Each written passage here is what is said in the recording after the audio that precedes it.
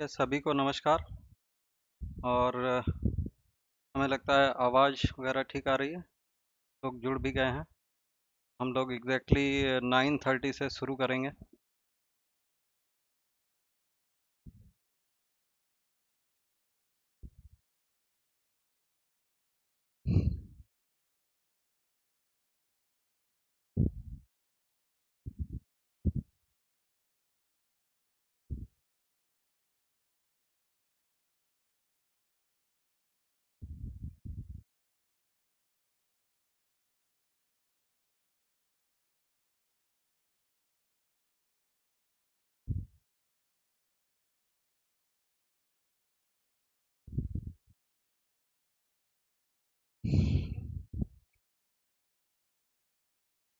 ठीक है, सभी को नमस्ते।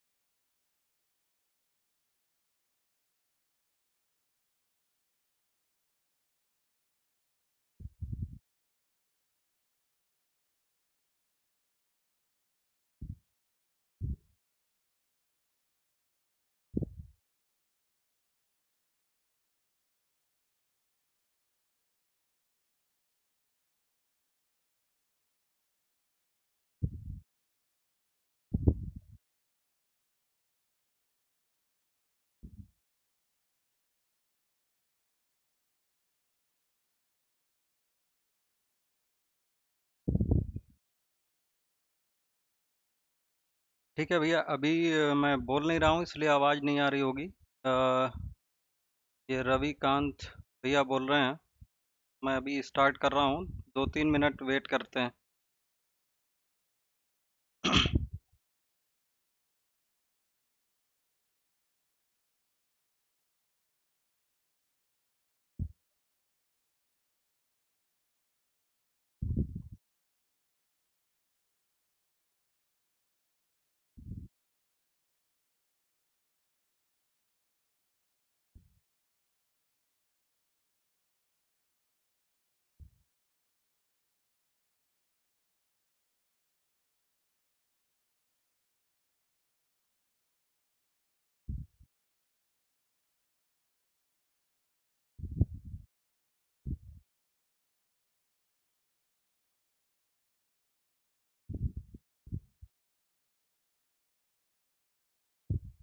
ठीक है भैया, तो अब हम लोग शुरू कर सकते हैं।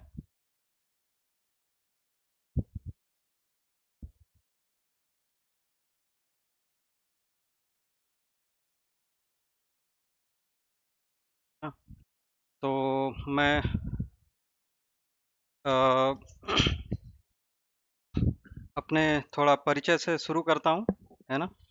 तो मेरा नाम राकेश मौर्य है और मैं यहाँ रोपड़ में हूँ, आईआईटी रोपड़ में। और मैं आईआईटी रोपड़ में यहाँ पर मैकेनिकल इंजीनियरिंग पढ़ाता हूँ।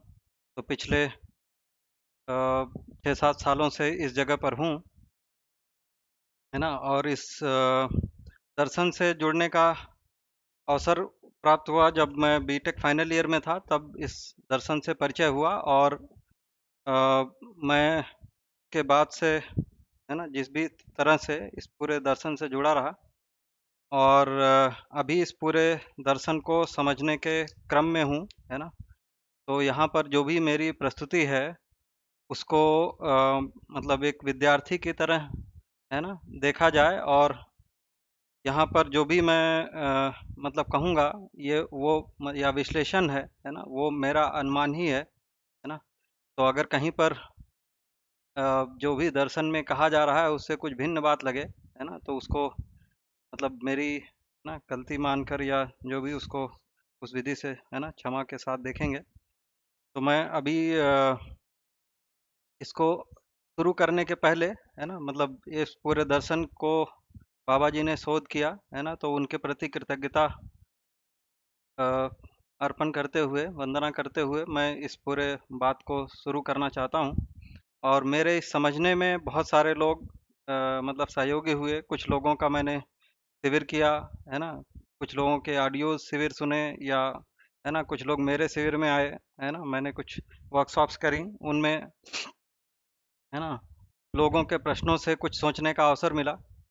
तो ये जो भी सभी लोग इस मेरे अध्ययन और ये सब में सहयोगी हुए, उन सभी के प्रति, है ना, कृतज्ञता को अर्पण करते हुए मैं इस बात को शुरू करना चाहता हूँ। और इस पूरे प्रेजेंटेशन के लिए अजय जैन भैया और राकेश भैया ने इसको सहयोग और प्रोत्साहन दोनों ही किया, इसलिए उनके प्रति भी एक कृतज्ञता के साथ इस पूरी बात को मैं शुरू करता हूँ। तो इस नॉर्मली जब भी मैं मतलब कोई भी क्लास या ये शुरू करता हूँ, है ना, तो एक बार जो भी मतलब पिछला हुआ, है ना, या उस पूरे चैप्टर के कॉन्टेस्ट को ध्यान में रखकर, है ना, एक बार थोड़ा सा रिकैप कर लेते हैं, फिर उसके बाद इस चैप्टर को शुरू करते हैं। तो मैं थोड़ा सा पूरे ही जो अभी तक की चर्चा हुई, या मतलब मानव की मूल चाहना से ही थोड़ा इस पूरे बात को शुरू करना चाहता हूँ, है ना। तो उसको थोड़ा सा पहले 10-15 मिनट में को प्लेस कर लेंगे, और फिर उसके बाद इस पूरे चैप्टर को मतलब परिभाषा विधि से, जैसा कि इस पूरे दर्शन को लिखा गया है, तो उस परिभाषा विधि से जो भी इसको मैं पढ़ने का काम करूँगा, और उसमें जहाँ पर भी मुझे जैसा लगता है या जो मेरा अनुमान बनता है, उसको भी मैं प्रस्तुत करूँगा। तो अब अगर सभी को नमस्ते, है ना, अभी कुछ लोगों का ये आ रहा है, तो अब मैं इस पूरे इसमें जो भी मतलब इस कॉन्टेस्ट में चीज़ों को शुरू करता हूँ। तो अभी की स्थिति को देखें, है ना, तो मानव है ही, है ना, और मानव जो है वो मतलब बाकी मानव और शेष प्रकृति के साथ है ना। तो उसमें देखेंगे तो मुख्य रूप से होने के साथ मानव में कुछ चाहना है ना, कुछ डिजायर है या कुछ लक्ष्य है, उसके लिए मानव जो है कुछ प्रयास कर रहा है ना। उसी अर्थ में हम लोग इस अध्ययन में लगे हुए हैं। तो पहले कुछ चीज़ें मैं चाहना के बारे में, है ना, मतलब आप सबको स्पष्ट है ही, और इतना ये अभी दर्शन में हुआ ही है, तो जो लोग हो सकता है कि अभी जुड़े हैं, तो उसके दृष्टि से, है ना, तो चाहना को देखेंगे तो मूल चाहना सुख पूर्वक जीने की है। मानव सुखी होना चाहता है, सुख की निरंतरता चाहता है ना, और उसकी निश्चितता चाहता है। यही मानव की मूलभूत चाहना है। इसी सुख की स्थिति को देखें तो दर्शन में एक अलग भाषा में, है ना, लिखा गया है कि मानव जो है वो सुख, शांति, संतोष, आनंद, है ना, तो ये सब सुख की स्थितियां हैं, ये चाहता है। तो जब सुख को वृत्ति मन के स्तर पर देखते हैं तो उसको सुख कह रहे हैं, वृत्ति के स्तर पर देख रहे हैं तो शांति कह रहे हैं, है ना, चित्त के स्तर पर, बुद्धि के स्तर पर, है ना, तो संतोष, आनंद और परमानंद, ये मानव की मूलभूत चाहना है। उसी को दूसरी भाषा में कहा तो मानव विश्राम चाहता है ना, या मोक्ष चाहता है, कैवल्य चाहता है ना, ये एक बात है। उसी को और भाषा में देखें तो मानव स्वतंत्रता पूर्वक जीना चाहता है ना, या मानव सफलता चाहता है, मंगल चाहता है, कल्याण चाहता है ना, ये सब मानव की चाहनाएं हैं। या उसी को और भाषा में लिखा कि मानव मुक्ति चाहता है ना, तो क्या चीज से मुक्ति, तो बंधन, है ना, विषय, भ्रम, भय, ऐष्णा, है ना, रहस्य, ये सबसे मुक्ति चाहता है, ये मानव की चाहना है। तो मैं इन शब्दों को इसलिए भी एक बार कर रहा हूँ क्योंकि ये शब्द इस चैप्टर में अभी बीच बीच में आएंगे। तो ये सब मानव की चाहना के अर्थ में है। या उसी को ठीक से देखें तो मानव जो है वो गलती और अपराध से मुक्ति चाहता है ना। उसी को अलग अलग जगह पर, है ना, भ्रम से मुक्ति, रहस्य से मुक्ति, भय से मुक्ति, ऐष्णा से मुक्ति, है ना, बंधन से मुक्ति, ये सारे मुक्ति के बात। उसी को और भाषा में अगर कहें, है ना, तो मानव समाधान चाहता है या समस्या से मुक्ति चाहता है, या बौद्धिक समाधान और भौतिक समृद्धि चाहता है ना। उसी को और भाषा में कहें तो मानव तृप्ति पूर्वक जीना चाहता है ना, और उसकी निरंतरता चाहता है। तो ये सबको देखेंगे तो ये मानव की चाहना है ना, अलग अलग इसमें। और अभी ये, चाहे वो हमको बहुत अच्छे से ये सारी ही बातें स्पष्ट हों या ना हो, है ना, लेकिन कहीं ना कहीं ये चीज़ें हर आदमी चाहता है। और ये चाहना को पूरा करने के लिए जो भी कंटेंट चाहिए, है ना, या ये सारे प्रश्नों का जो उत्तर है इस पूरे दर्शन से मिलता है ना। और जब मुझे मतलब इस पूरे दर्शन से परिचय हुआ, है ना, तो एटलीस्ट ये है कि जो भी है ना, तर्क पूर्वक कहें या भास आभास पूर्वक कहें, है ना, तो उसको सोचकर और इस पूरे जो भी चाहना को मतलब पूरा होते हुए दिखा, है ना, कम से कम भास आभास के लेवल पर एक मतलब तृप्ति हुई, उस अर्थ में इससे जुड़ना हुआ, है ना। तो ये जो मानव की चाहना है, सुख शांति संतोष आनंद पूर्वक जीना या विश्राम पूर्वक जीना या मुक्ति, है ना, ये पूरा कैसे होगा, ये दूसरा भाग है ना। तो पूरा होने के अर्थ में देखेंगे, है ना, तो उसी को कहा कि ये ज्ञान पूर्वक होगा, या ज्ञान पूर्वक समाधान पूर्वक मानव की जो मूलभूत चाहना है या मूल आकांक्षा है ये पूरी होगी, है। तो ज्ञान को जब देखने गए, है ना, तो ज्ञान को लिखा कि जीवन ज्ञान मतलब स्वयं का ज्ञान, अस्तित्व दर्शन ज्ञान, है ना, जो भी मानव के अलावा जो भी अस्तित्व है, प्रकृति है ना, उसका ज्ञान या पूरे अस्तित्व का ज्ञान, उसी को प्रकृति में देखें तो चार अवस्था चार पद का ज्ञान, है ना। और उसके साथ मानवीयतापूर्ण आचरण ज्ञान, है ना, मानव का जो भी मानव के साथ और शेष प्रकृति के साथ जो संबंध है ना, उसको पहचानना, और या व्यवहार कार्य व्यवस्था में भागीदारी, ये सबको पहचानना, ये ज्ञान के रूप में लिखा है। तो ज्ञान को तीन भाग में स्पष्ट किया गया है। तो मैं थोड़ा सा ये जो भी लक्ष्य को के अर्थ में, इसकी पूर्ति के अर्थ में इसको एक बार इन शब्दों को ला रहा हूँ, जिससे कि ये इस पूरे चैप्टर को समझने में थोड़ा ये होगा। तो इसी को जब सत्यता को समझने गए या सत्यता को लिखने गए तो तीन सत्य, स्थिति सत्य, वस्तुगत सत्य और वस्तु स्थिति सत्य के रूप में लिखा। या उसी चाहना को जब देखने गए तो उसको, है ना, पूर्णता के अर्थ में जब लिखा, है ना, कि मानव पूर्णता जिएगा, या तो उसको क्रिया पूर्णता, आचरण पूर्णता, है ना, के रूप में लिखा, है ना। क्योंकि जब विश्राम को समझने जाते हैं तो गठन पूर्णता मतलब क्रिया पूर्णता आचरण पूर्णता को समझने के साथ ही होगा, है ना। या इसी में लिखा कि ये जो मानव का मूलभूत लक्ष्य है, उसी को दूसरी भाषा में लिखा कि जागृति से होगा या निर्भ्रांति से होगा, है ना, या भ्रम से मुक्ति से होगा या रहस्य मुक्ति से होगा। तो इस पूरे चैप्टर मतलब जो 18 नंबर चैप्टर है उसमें रहस्य मुक्ति, है ना, या इसके बारे में ही है ना, जो आज हम लोग पढ़ने वाले हैं, है ना। उसी को लिखा कि समाधान से जो है आदमी सुखी होगा। उसी को दूसरी भाषा में कहें तो संस्कार के परिमार्जन से, है ना, या मानवीयतापूर्ण आचरण से आदमी सुखी होगा। या उसी को और एक भाषा में लिखा कि ये सुखी होने के लिए, है ना, ये जो भी चारों आयाम पांचों स्थिति में, है ना, एक सूत्रता से आदमी सुख पूर्वक जी पाएगा या उसकी निरंतरता होगी। या उसी को लिखा चार आयाम और 10 सोपानी व्यवस्था में जीकर या उसमें एक सूत्रता पूर्वक जीकर सुखी होगा, है ना। तो चारों आयाम को देखेंगे तो उसको, है ना, अनुभव का आयाम, अनुभव विचार व्यवहार कार्य, है ना, ये चार आयाम की बात इस दर्शन में स्पष्ट करी गई है ना। पांचों स्थिति का मतलब है कि व्यक्ति, परिवार, समाज, राष्ट्र, अंतरराष्ट्र, है ना। तो ये सभी में एक सूत्रता हो जाए, है ना, तो आदमी सुखपूर्वक जिएगा। या उसी को, है ना, विधि संस्कृति सभ्यता व्यवस्था, है ना, इस तरह से जीने, या विधि संस्कृति या संस्कृति सभ्यता को ही लिखा मानवीय आचरण, है ना। तो मानवीय आचरण पूर्वक जीकर आदमी सुखी होगा। तो ये यहाँ पर देखेंगे तो लक्ष्य है सुखपूर्वक जीना, या लक्ष्य को ही इतने भाषा में लिखा, है ना। और उसको पूरा होने के लिए ये सब प्रस्ताव है ना। तो उसी को जब देखने गए तो अब उसका प्रक्रिया क्या होगा, है ना, मानव को ज्ञान हो जाए, समाधान हो जाए, है ना, जिससे आदमी की जो मूलभूत चाहना है या मानव लक्ष्य है वो स्पष्ट हो जाए। तो उसको करने के लिए ये कैसे होगा या प्रक्रिया क्या होगी, अब उसकी बात कर सकते हैं, है ना। तो जब उस प्रक्रिया को देखने जाते हैं तो उसको लिखा कि ज्ञान कैसे होगा, तो अनुसंधान विधि और अध्ययन विधि ये दो विधि के रूप में है, हम सब लोग पढ़े ही होंगे, है ना, व्यवहार दर्शन में। तो ये दो ही विधियां हैं जिनसे आदमी समझेगा, है ना, या ज्ञान होगा जिससे कि वो तृप्ति पाएगा या जो भी लक्ष्य है उसको पूरा कर पाएगा। तो अनुसंधान विधि का मतलब है कि हम परंपरा में जो चीज नहीं है उसको हम अनुसंधान पूर्वक, है ना, पाते हैं।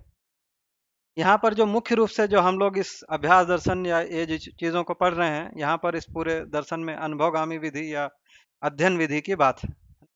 तो आदमी अध्ययन पूर्वक, है ना, अपने लक्ष्य को प्राप्त करेगा, या उसी को कहें तो अध्ययन अभ्यास पूर्वक संस्कार के परिमार्जन से आदमी, है ना, लक्ष्य को पाएगा।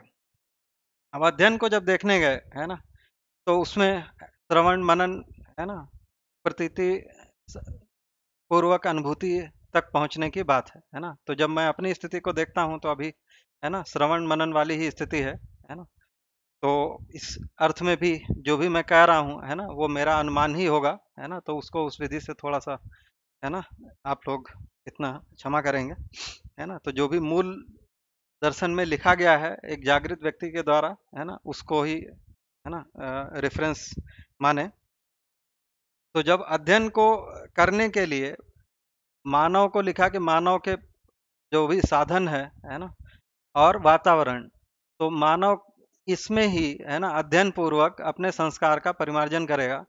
तो वातावरण में देखें तो उसको अंतरंग, जो वातावरण जो है वो प्राकृतिक वातावरण है और मानवकृत वातावरण है ना।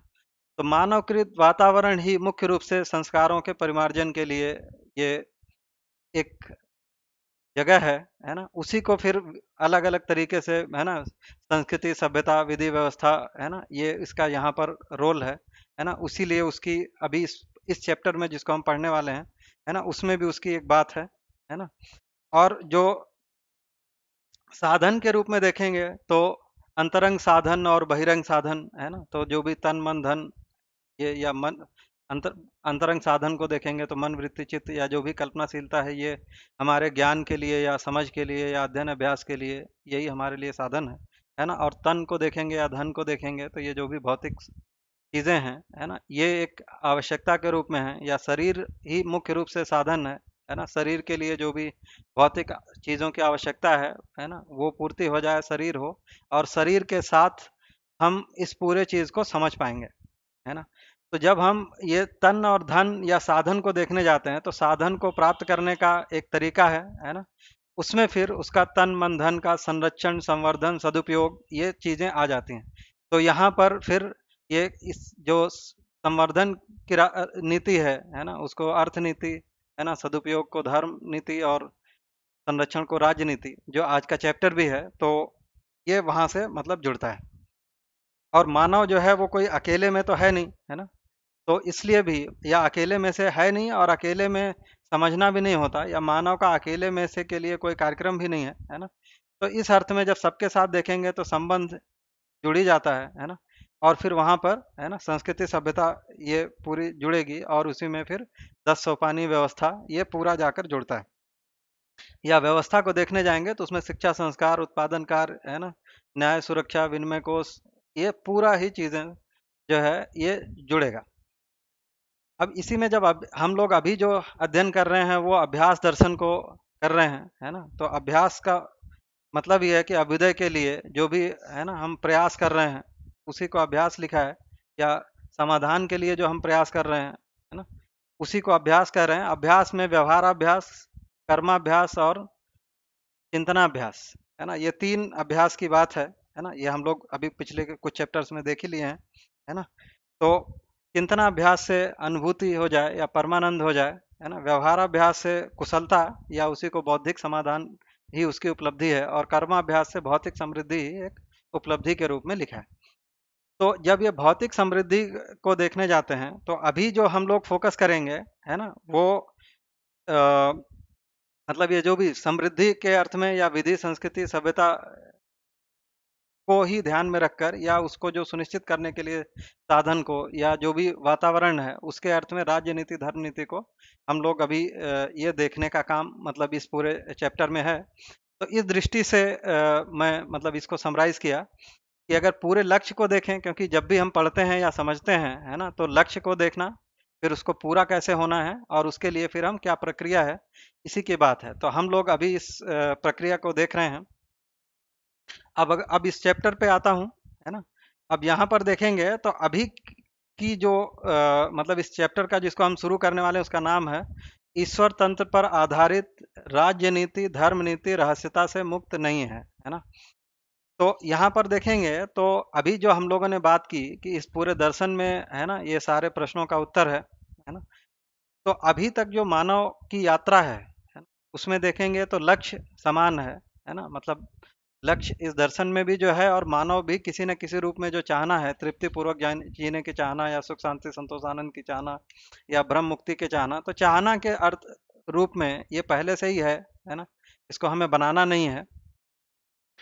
तो अब इसको पूरा करने के लिए विगत में या परंपरा में, है ना, उसका कुछ मतलब प्रयास है, और जिन प्रयासों में जिन वास्तविकताओं को पहचाना गया, कुछ समझा गया, कुछ छूट भी गया होगा, है ना, या छूट ही गया है, या अस्पष्ट रहा, या प्रमाणित नहीं हुआ, उसको जिस भी विधि से हम देखें, है ना।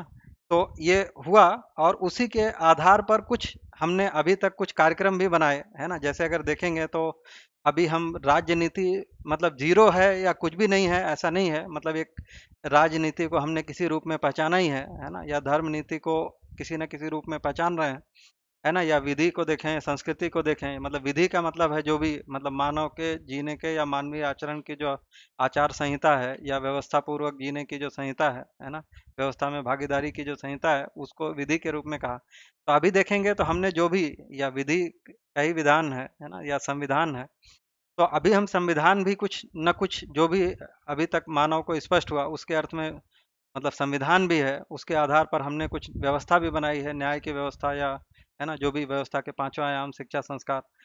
तो ये सब मतलब अभी हमारा जहां तक भी प्रोग्रेस हुआ है ना, तो सब जीरो नहीं है। मतलब जो भी लक्ष्य आदमी को जिस भी लेवल में स्पष्ट हुआ, और फिर उसी को आगे अभी तक जैसा पहचाना, उसके आधार पर जीने का कार्यक्रम भी बनाया। तो मतलब उसमें भी समाज या सामाजिकता को पहचानने का बात हुआ, और उसको मतलब अभी तक जो भी हम समझ पाए हैं उसको अभी देखेंगे, तो उसी अर्थ में इस पूरे चैप्टर को देखना है। और उसको फिर मैं अब इस बैकग्राउंड के साथ अब इस चैप्टर को शुरू करता हूँ, है ना। तो मुख्य रूप से जो हम लोग परिभाषा को लेंगे, मतलब जो भी दर्शन में परिभाषा लिखी गई है, तो मैं कुछ ये चीज़ों को पढ़ता जाऊंगा, और फिर हम उन परिभाषाओं को देखेंगे। तो पहले कुछ पढ़ के, और फिर उसके आधार पर जो भी मेरा अनुमान बनता है ना, उस अर्थ में कुछ विश्लेषण को भी रखूंगा। तो इसमें जो पहला लिखा है कि ईश्वर तंत्र पर आधारित राज्य नीति, धर्म नीति रहस्यता से मुक्त नहीं है ना। तो इसमें पहले एक पैराग्राफ ही पढ़ लेते हैं। तो मनुष्य रहस्यता में समाधान पूर्ण नहीं है। रहस्यता मानव की अनवरत पीड़ा है। पीड़ा मानव का अभीष्ट नहीं है। इसके आधार पर की गई स्वर्ग नरक पाप पुण्य की व्याख्याएं यथावत रहस्यमय ही रही हैं। इसका निराकरण अर्थतंत्र पर आधारित राजनीति एवं धर्म नीति है। साथ ही विकास के क्रम में पाए जाने वाले उत्थान एवं पतन के आधार पर ही स्वर्ग नरक और पाप पुण्य की व्याख्याएं रहस्य मुक्त होती हैं। तो अगर इतने में देखेंगे, है ना, तो पहले जो शब्द आए हैं उनकी थोड़ी सी परिभाषा को देख लें, है ना। तो ईश्वर शब्द एक परंपरा से आया है ना। ईश्वर को हमने किसी इसमें माना है या मानते हैं, है ना। तो दर्शन में जो परिभाषा लिखा है, ऐश्वर्य संपन्न सर्वत्र विद्यमान सर्व सुलभता की पहचान। तो जो सर्व विद्यमान है, सभी जगह एक जैसा है ना, सर्व सुलभ है ना, सबके लिए एक जैसा नित्य शुद्ध बुद्ध है ना। तो इसको, या व्यापक वस्तु उसको कहा, है ना। तो उसी को ईश्वर के रूप में पहचान रहे हैं। लेकिन यहाँ पर जो ईश्वर है, जो जिस सब अर्थ में ये चैप्टर का जो टाइटल है ना, वो मतलब एक परंपरा में जो भी हमने ईश्वर को पहचाना है, उस या माना है, उसके आधार पर ये चीज को लिख रहे हैं। तंत्र का मतलब है जो भी प्रेरणादायी प्रक्रिया है, या जिससे जो प्रेरित या नियंत्रित होता है, उसको तंत्र कहते हैं, कह रहे हैं। और नीति शब्द जो भी नियति विधि पूर्वक जो भी गतिविधि करते हैं उसको नीति कह रहे हैं, है ना, दर्शन में जो परिभाषा है। तो राज्य नीति जिसको कहा कि मतलब जो भी अर्थ है उसकी जो सुरक्षात्मक नीति है उसको राज्य नीति कह रहे हैं, है ना। और जो भी तन मन धन, है ना, जो अर्थ है उसके जो सदुपयोगात्मक नीति है उसको धर्म नीति कह रहे हैं, है ना। और रहस्यता का मतलब है कि जो भी, है ना, हमको स्पष्ट नहीं हो रहा है, समझ में नहीं आ रहा है या प्रमाणित नहीं हो रहा है, उसको रहस्य कह रहे हैं। और मुक्ति का मतलब है कि, है ना, जो भी भूत और भविष्य की पीड़ा नहीं हो है और वर्तमान में विरोध नहीं है, तो फिर उसको मुक्ति का स्थिति कहा।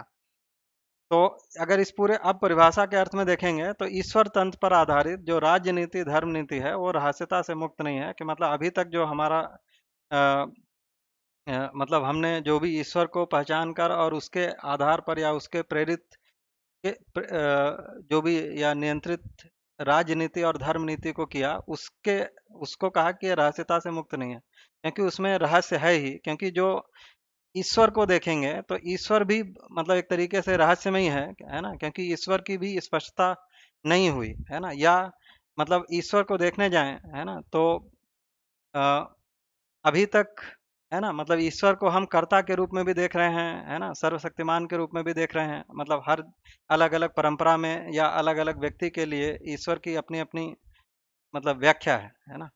तो अभी इस पूरे राजनीति या धर्म नीति को देखें तो इसको थोड़ा सा अगर हम अभी बैकग्राउंड को देखने जाएं, है ना, तो एक कोई भी व्यवस्था, मतलब ये धर्म नीति और राजनीति अल्टीमेटली व्यवस्था से जुड़ता है। तो किसी भी व्यवस्था को अगर हमको सुनिश्चित करना है ना, तो दो चीजें मतलब आवश्यक होती हैं।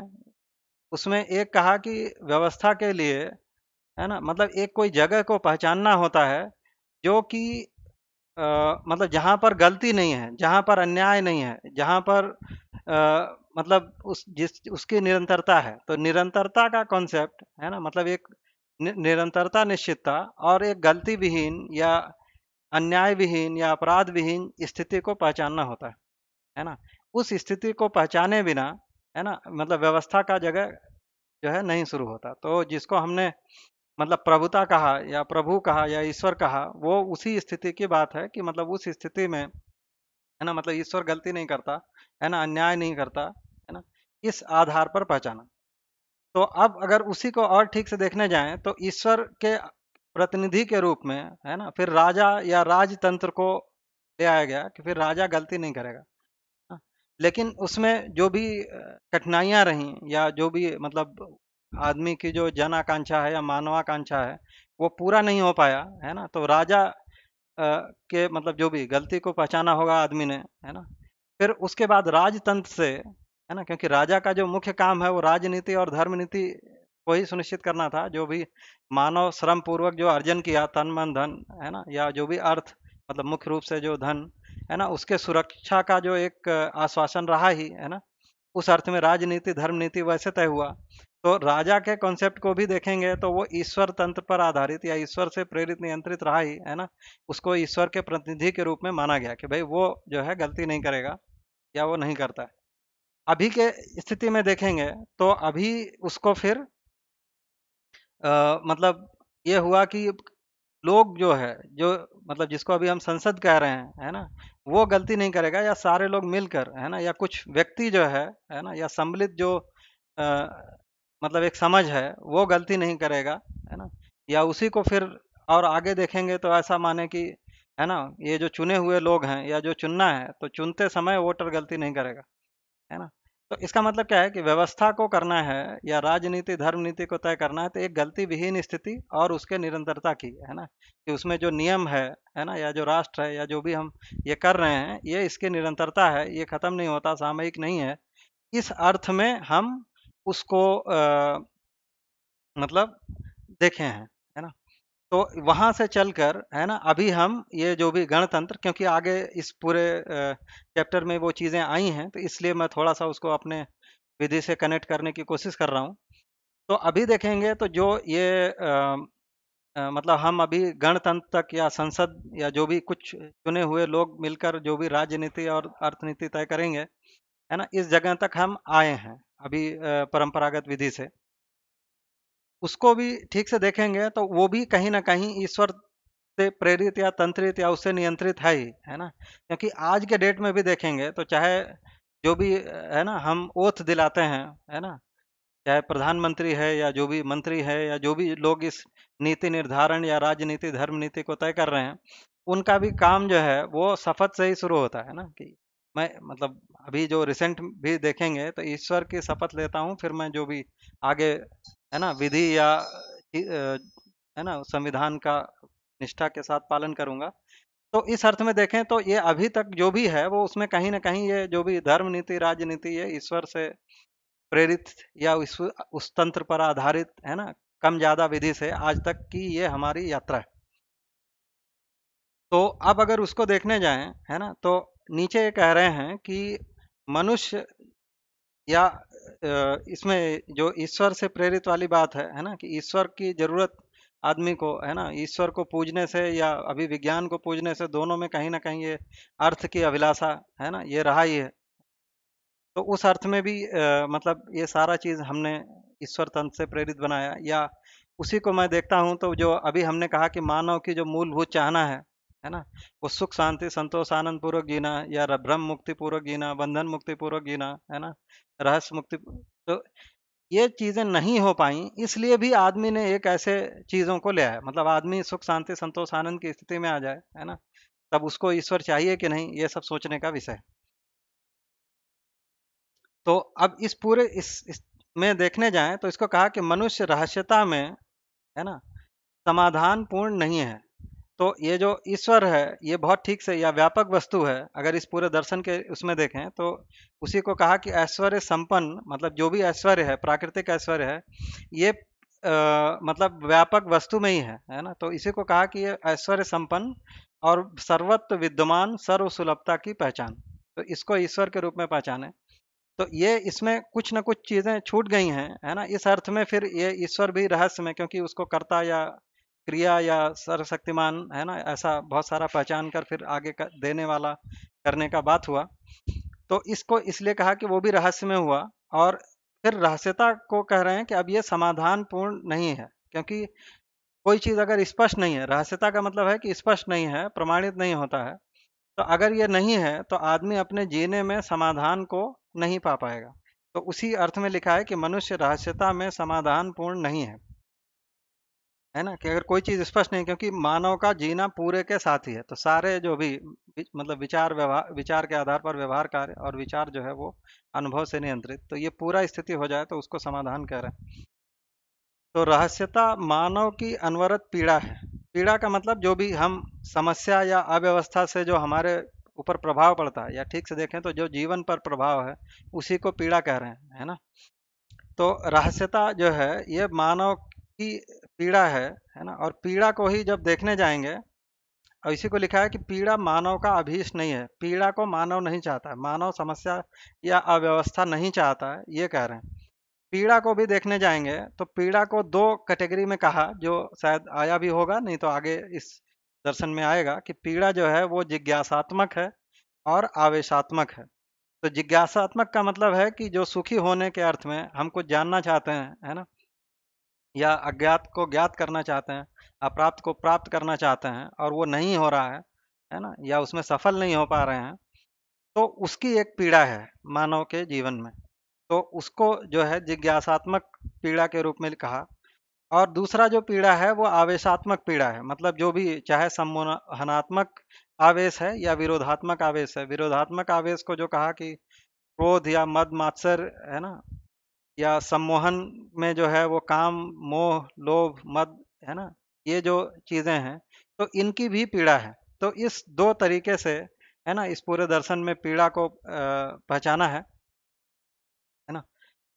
तो अभी ये जिज्ञासात्मक वाला जो भाग है ना, मतलब मानव आवेशात्मक के लिए जो भी है ना, मतलब एक तरीका आदमी ने डेवलप किया, या उसको है ना करने के लिए बहुत सारे आदेश उपदेश अवेलेबल हैं, बट इस दर्शन में मतलब अलग तरीके से चीज़ों को कहा गया। जिज्ञासात्मक को भी देखें तो मानव अभी तक मतलब अपने विधि से है ना अस्तित्व को समझने का या वास्तविकताओं को समझने का है ना प्रयास कर ही रहा है, या मतलब यही है। तो अभी देखें तो जो ये जिज्ञासाएं हैं है ना, या मतलब उसको या तो मतलब अभी मॉडर्न उसमें भी देखें तो जिसको फिलॉसफी कह रहे हैं वहाँ उसके आधार पर या वहाँ पर जो भी कुछ प्रस्ताव हैं उनको समझने के आधार पर अपने जीने का ये बना रहा है, या फिर विज्ञान में समझने के आधार पर, है ना, या उसमें जो भी मुख्य रूप से जो समझना है वो तो भौतिक रासायनिक चीज़ों का ही है, तो उसके आधार पर कर रहा है। तो जैसे अभी ये जिज्ञासात्मक में मैं इसको जब थोड़ा सोच रहा था तो उसमें ये दिखा कि अभी का जो भी मतलब फिलॉसफी देखेंगे, चाहे मॉडर्न देखें या पुराने को भी इंक्लूड कर लें, तो उसमें 5 समस्याएँ दिखती हैं या 5 चीज़ों पर या 5 जिज्ञासाएँ बोलें, जिन पर आदमी मतलब मुख्य रूप से लगा हुआ है ना, और भी हो सकते हैं या उसी की सब कैटेगरी होगी, तो उसको 5 कैटेगरी में मैं लिखा, मैं उसको यहाँ पे बोल ही देता हूँ। तो उसमें जो वन ऑफ द प्रॉब्लम है, जिस पे आदमी अभी सोच रहा है ना, जिसकी जिज्ञासा है, जानना चाहता है ना, या उसको नहीं जानने का अपना पीड़ा है ना, तो उसको लिखा है कि व्हाट इज फ्री विल, है ना, ये एक चीज है। तो आज इस पे देखेंगे तो बहुत सारा जो भी काम आदमी कर रहा है या उस पर मतलब है कि स्पष्ट होने का जगह मतलब अभी ठीक से नहीं हुआ। कुछ लोग बोल रहे हैं कि फ्री विल जैसा चीज होता है, कहीं पे बोल रहे हैं कि नहीं होता है ना। मैं इस चीज़ों को इसलिए भी रख रहा हूँ क्योंकि इस दर्शन में देखेंगे तो ये जो पांचों प्रश्न हैं जिन पर आदमी अभी सोच रहा है, ये सबका उत्तर इस पूरे दर्शन में मिलता है। तो जिसको कहा व्हाट इज फ्री विल, है ना, ये अभी बहुत स्पष्ट नहीं है ना, या उस पर अभी आदमी सोच रहा है, उसकी जिज्ञासा रख रहा है, क्योंकि उसी से उसका है ना सुख दुख जुड़ा हुआ है। दूसरा है व्हाट इज नॉलेज, या ज्ञान क्या है ना। तो इस पूरे दर्शन को देखें तो उसी पर पूरी बात है, ज्ञान को, है ना, जीवन ज्ञान, अस्तित्व दर्शन ज्ञान, मानवतापूर्ण आचरण ज्ञान के रूप में पहचाना। बट अभी ये परंपरा विधि में, है ना, मतलब ज्ञान क्या है या नॉलेज क्या है, एपिस्टेमोलॉजी, ये पूरी उसी पर बात है जो कि अभी स्पष्ट नहीं है, हो पा रहा है ना, जिसकी मतलब मानव में एक पीड़ा है या उसके आधार पर जो भी व्यवस्था या समाज में जीने का जो कार्यक्रम बना रहा है वो उसको पूरा नहीं कर पा रहा। जो तीसरा जो मुख्य प्रश्न है जिस पर डील कर रहे हैं अभी, वो है व्हाट इज सेल्फ, है ना, मतलब जीवन क्या है या जीवन क्रिया क्या है, जो यहाँ पर इतने अच्छे से स्पष्ट किया हुआ है ना। और जो चौथा प्रश्न है वो व्हाट इज डेथ। तो ये पहले चार को देखेंगे तो ये पूरा जो है जीवन से जुड़ा हुआ या कॉन्शियसनेस या सेल्फ को समझने से जुड़ी हुई बात है, जिसको आदमी मतलब जो आदमी की अभी जिज्ञासा है और उसकी वो पीड़ा भोग ही रहा है, या उसके आधार पर जब वो व्यवहार कार्य करने जा रहा है जो उसमें अस्पष्टता है उसके आधार पर, तो उसमें जो भी दुखी होना है या उसका जो कार्यक्रम पूरा नहीं हो रहा है उससे वो परेशान हो रहा है।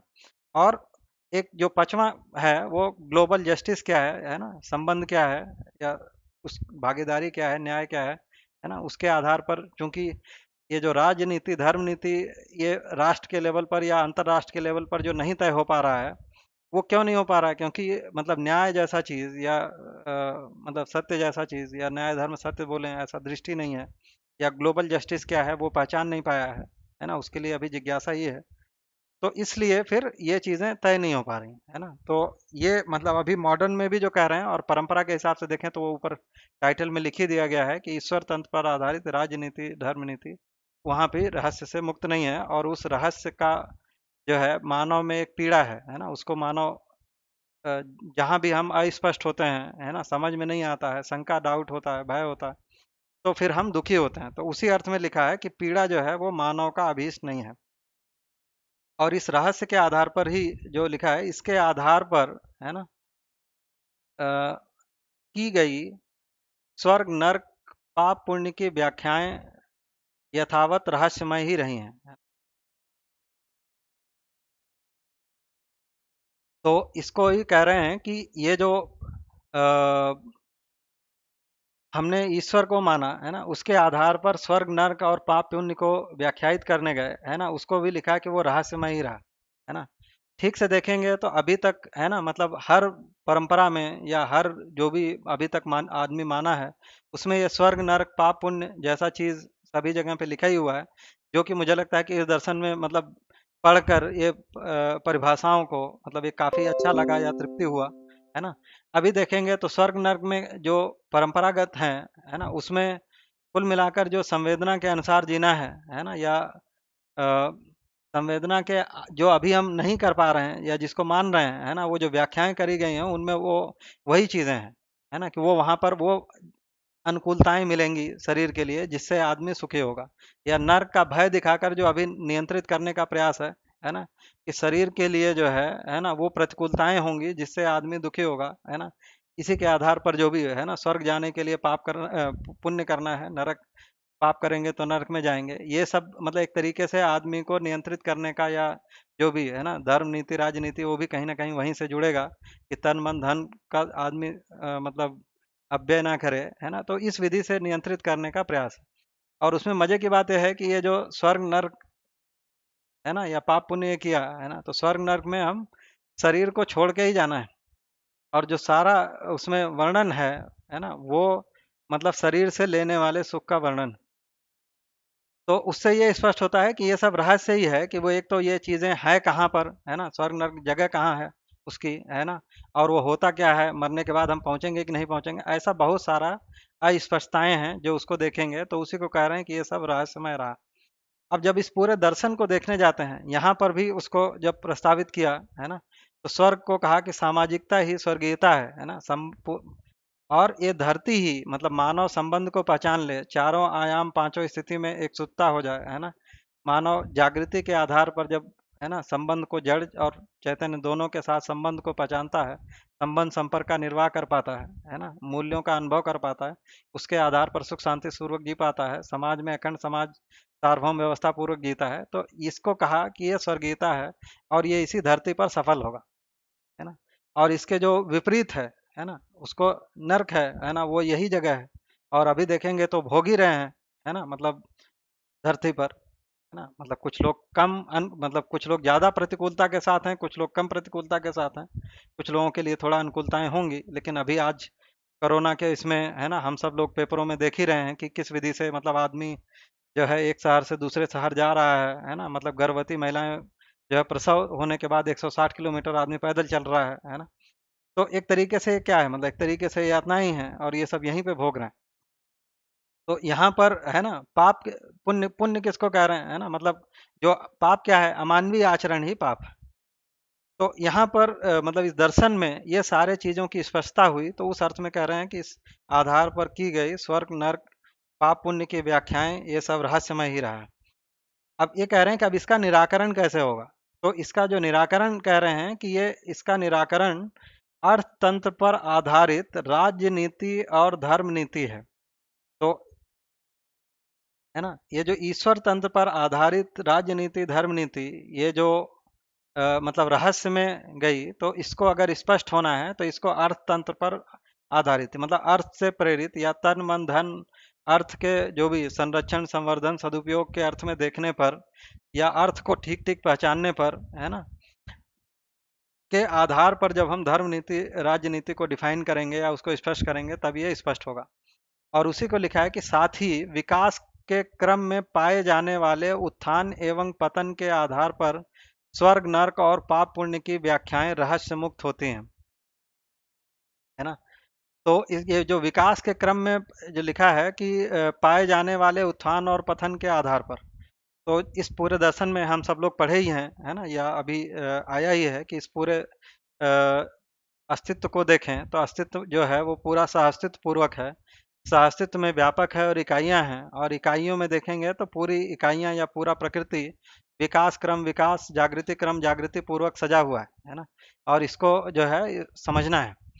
तो इसको जब हम विकास को समझ लेते हैं, है ना, विकास को भी देखेंगे तो है ना, गठन पूर्णता, फिर मानव में देखेंगे तो क्रिया पूर्णता आचरण पूर्णता जो परिमार्जन है ना, वही जो हम मतलब क्रिया पूर्णता की ओर, या जो भी विकास की ओर जो जा रहे हैं उसी को उत्थान कह रहे हैं, है ना, उसके विपरीत ह्रास की ओर जा रहे हैं तो वो पतन कह रहे हैं, है ना। तो जब इसको देखने जाते हैं, या जब हम पूरे अस्तित्व में विकास क्रम विकास जागृति क्रम जागृति को समझ लेते हैं, है ना, तब हम मतलब जो भी है ना स्वर्ग नर्क या जो है या पाप पुण्य, ये इसको डिफाइन कर पाते हैं। तो यहाँ पर ये देखने के आधार पर फिर पूरा धरती ही स्वर्ग होगा, है ना, जो अ, मंगल कामना पूर्व दर्शन के शुरू में ही लिखा है ना कि धरती स्वर्ग हो। तो आ, मतलब यहाँ पर ये चीजें स्पष्ट होंगी, और मतलब हम उसको ठीक से देख पाएंगे। तो ये ज्ञान के आधार पर या समझने के आधार पर, है ना, या ठीक से कहें तो व्यापक और इकाई मतलब ईश्वर और प्रकृति को ठीक ठीक समझने के आधार पर हम ये मतलब रहस्य मुक्त हो पाएंगे, है ना, ऐसा मेरा अनुमान बनता है इस चीज को पढ़कर, है ना? कुछ शब्दों को मैं बहुत मतलब एक्सप्लेन या मतलब उसका विश्लेषण बहुत नहीं कर रहा हूँ, क्योंकि हम लोग मतलब व्यवहार दर्शन और कर्म दर्शन को पढ़ने के साथ मतलब इसको पढ़ रहे हैं। हो सकता है कुछ लोग अभी मतलब बीच-बीच में ऐसे जुड़े होंगे, तो उसको कनेक्ट करने के हिसाब से कुछ चीज़ों को अ, हम मतलब ऐसा अपेक्षा है कि वो उनसे आप परिचित होंगे शब्दों से। अब उसके बाद देखेंगे तो जो लिखा है कि वैज्ञानिक युग प्रधानतः औद्योगिकरण और उसके योग्य व्यवस्था के लिए प्रेरणा स्रोत सिद्ध हुआ है ना? तो एक जो परंपरा में ये जो मतलब अर्थ का जो तन मन धन का जो मतलब संरक्षण संवर्धन सदुपयोग है ना, एक तरीके से हम ईश्वर तंत्र पर आधारित करने गए। दूसरे उसमें जब इस पर बहुत स्पष्टता नहीं हुई और एक समय में ये चीज़ों को आदमी मतलब विज्ञान के आने के बाद या जब तर्क पूर्वक उसको स्पष्ट करना या उस पर प्रश्न चिन्ह हुआ, तो आदमी अलग तरीके से सोचना शुरू किया। तो जिसको अभी विज्ञान युग कह रहे हैं या तर्क जब आया, है ना, तो उसमें कुछ चीज़ों को हमने स्पष्ट किया और उसके आधार पर औद्योगिकीकरण मतलब जो भी उद्योगों का या भौतिक रासायनिक चीज़ों को पहचानने के आधार पर हम अर्थ को पहचानने गए। और उसके आधार पर उसे लिखा है फलतः मानव आर्थिक राजनीति का प्रयोग करने के लिए बाध्य हुआ। तो पहले जब ईश्वर तंत्र से जो भी स्पष्टता नहीं हुई या मानव के लिए पूरा नहीं पड़ा, है ना, तो फिर विज्ञान आया और उससे फिर हम अर्थ को जो भी मतलब, है ना, मुख्य रूप से तो जो भी भौतिक रासायनिक वस्तु या धन है ना, उसी को आर्थिक पहचाना और उसके आधार पर हम इसको करने का मतलब प्रयास किया गया। उसको अगला लाइन कह रहे हैं कि आर्थिक राजनीति का लाभाकांक्षी एवं लाभोन्मूलन प्रभेद पद्धति से प्रयोग हुआ है। प्रकांतर से ये दोनों प्रयोग भयमुक्त सिद्ध नहीं हुए, है ना? इसलिए तीसरे विकल्प को आवाहित कर रहे हैं। यह तीसरा विकल्प केवल धार्मिक आर्थिक राजनीति ही है ना? तो यहाँ पर जब देखने जाएंगे तो, है ना, तो कहा कि ये जो मतलब विज्ञान के आने के बाद या वैज्ञानिक युग आने के बाद अर्थ के आधार पर जो हम राजनीति धर्म नीति को पहचानने गए, तो उसको जो है मतलब लाभाकांक्षी मतलब जो भी मतलब लाभ के आधार पर या जिसको अभी हम पूंजी के आधार पर बोलें या पूंजीवादी के आधार पर बोलें, है ना, उसको अलग अलग तरीके से बोल सकते हैं।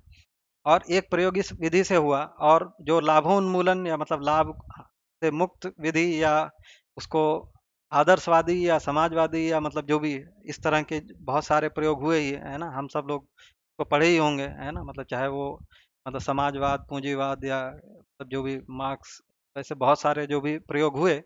और ये दोनों ही प्रयोग से मतलब अभी तक का जो स्थिति है उसको ये लिख रहे हैं कि ये दोनों सब प्रयोग जो है वो भय मुक्त सिद्ध नहीं हुए। तो ये जो भय है ना, प्राण भय पद भय मान भय धन भय, है ना, ये सब हम लोग मतलब पिछले मानव व्यवहार दर्शन में पढ़े ही हैं। तो ये चारों प्रकार के भय से, है ना, मुक्ति हुई नहीं ये सारे प्रयोग से। तो इसलिए इसको लिख रहे हैं कि इससे अगर मुक्ति होना है तो इसका जो विकल्प है वो धार्मिक आर्थिक और राजनीति ही है ना।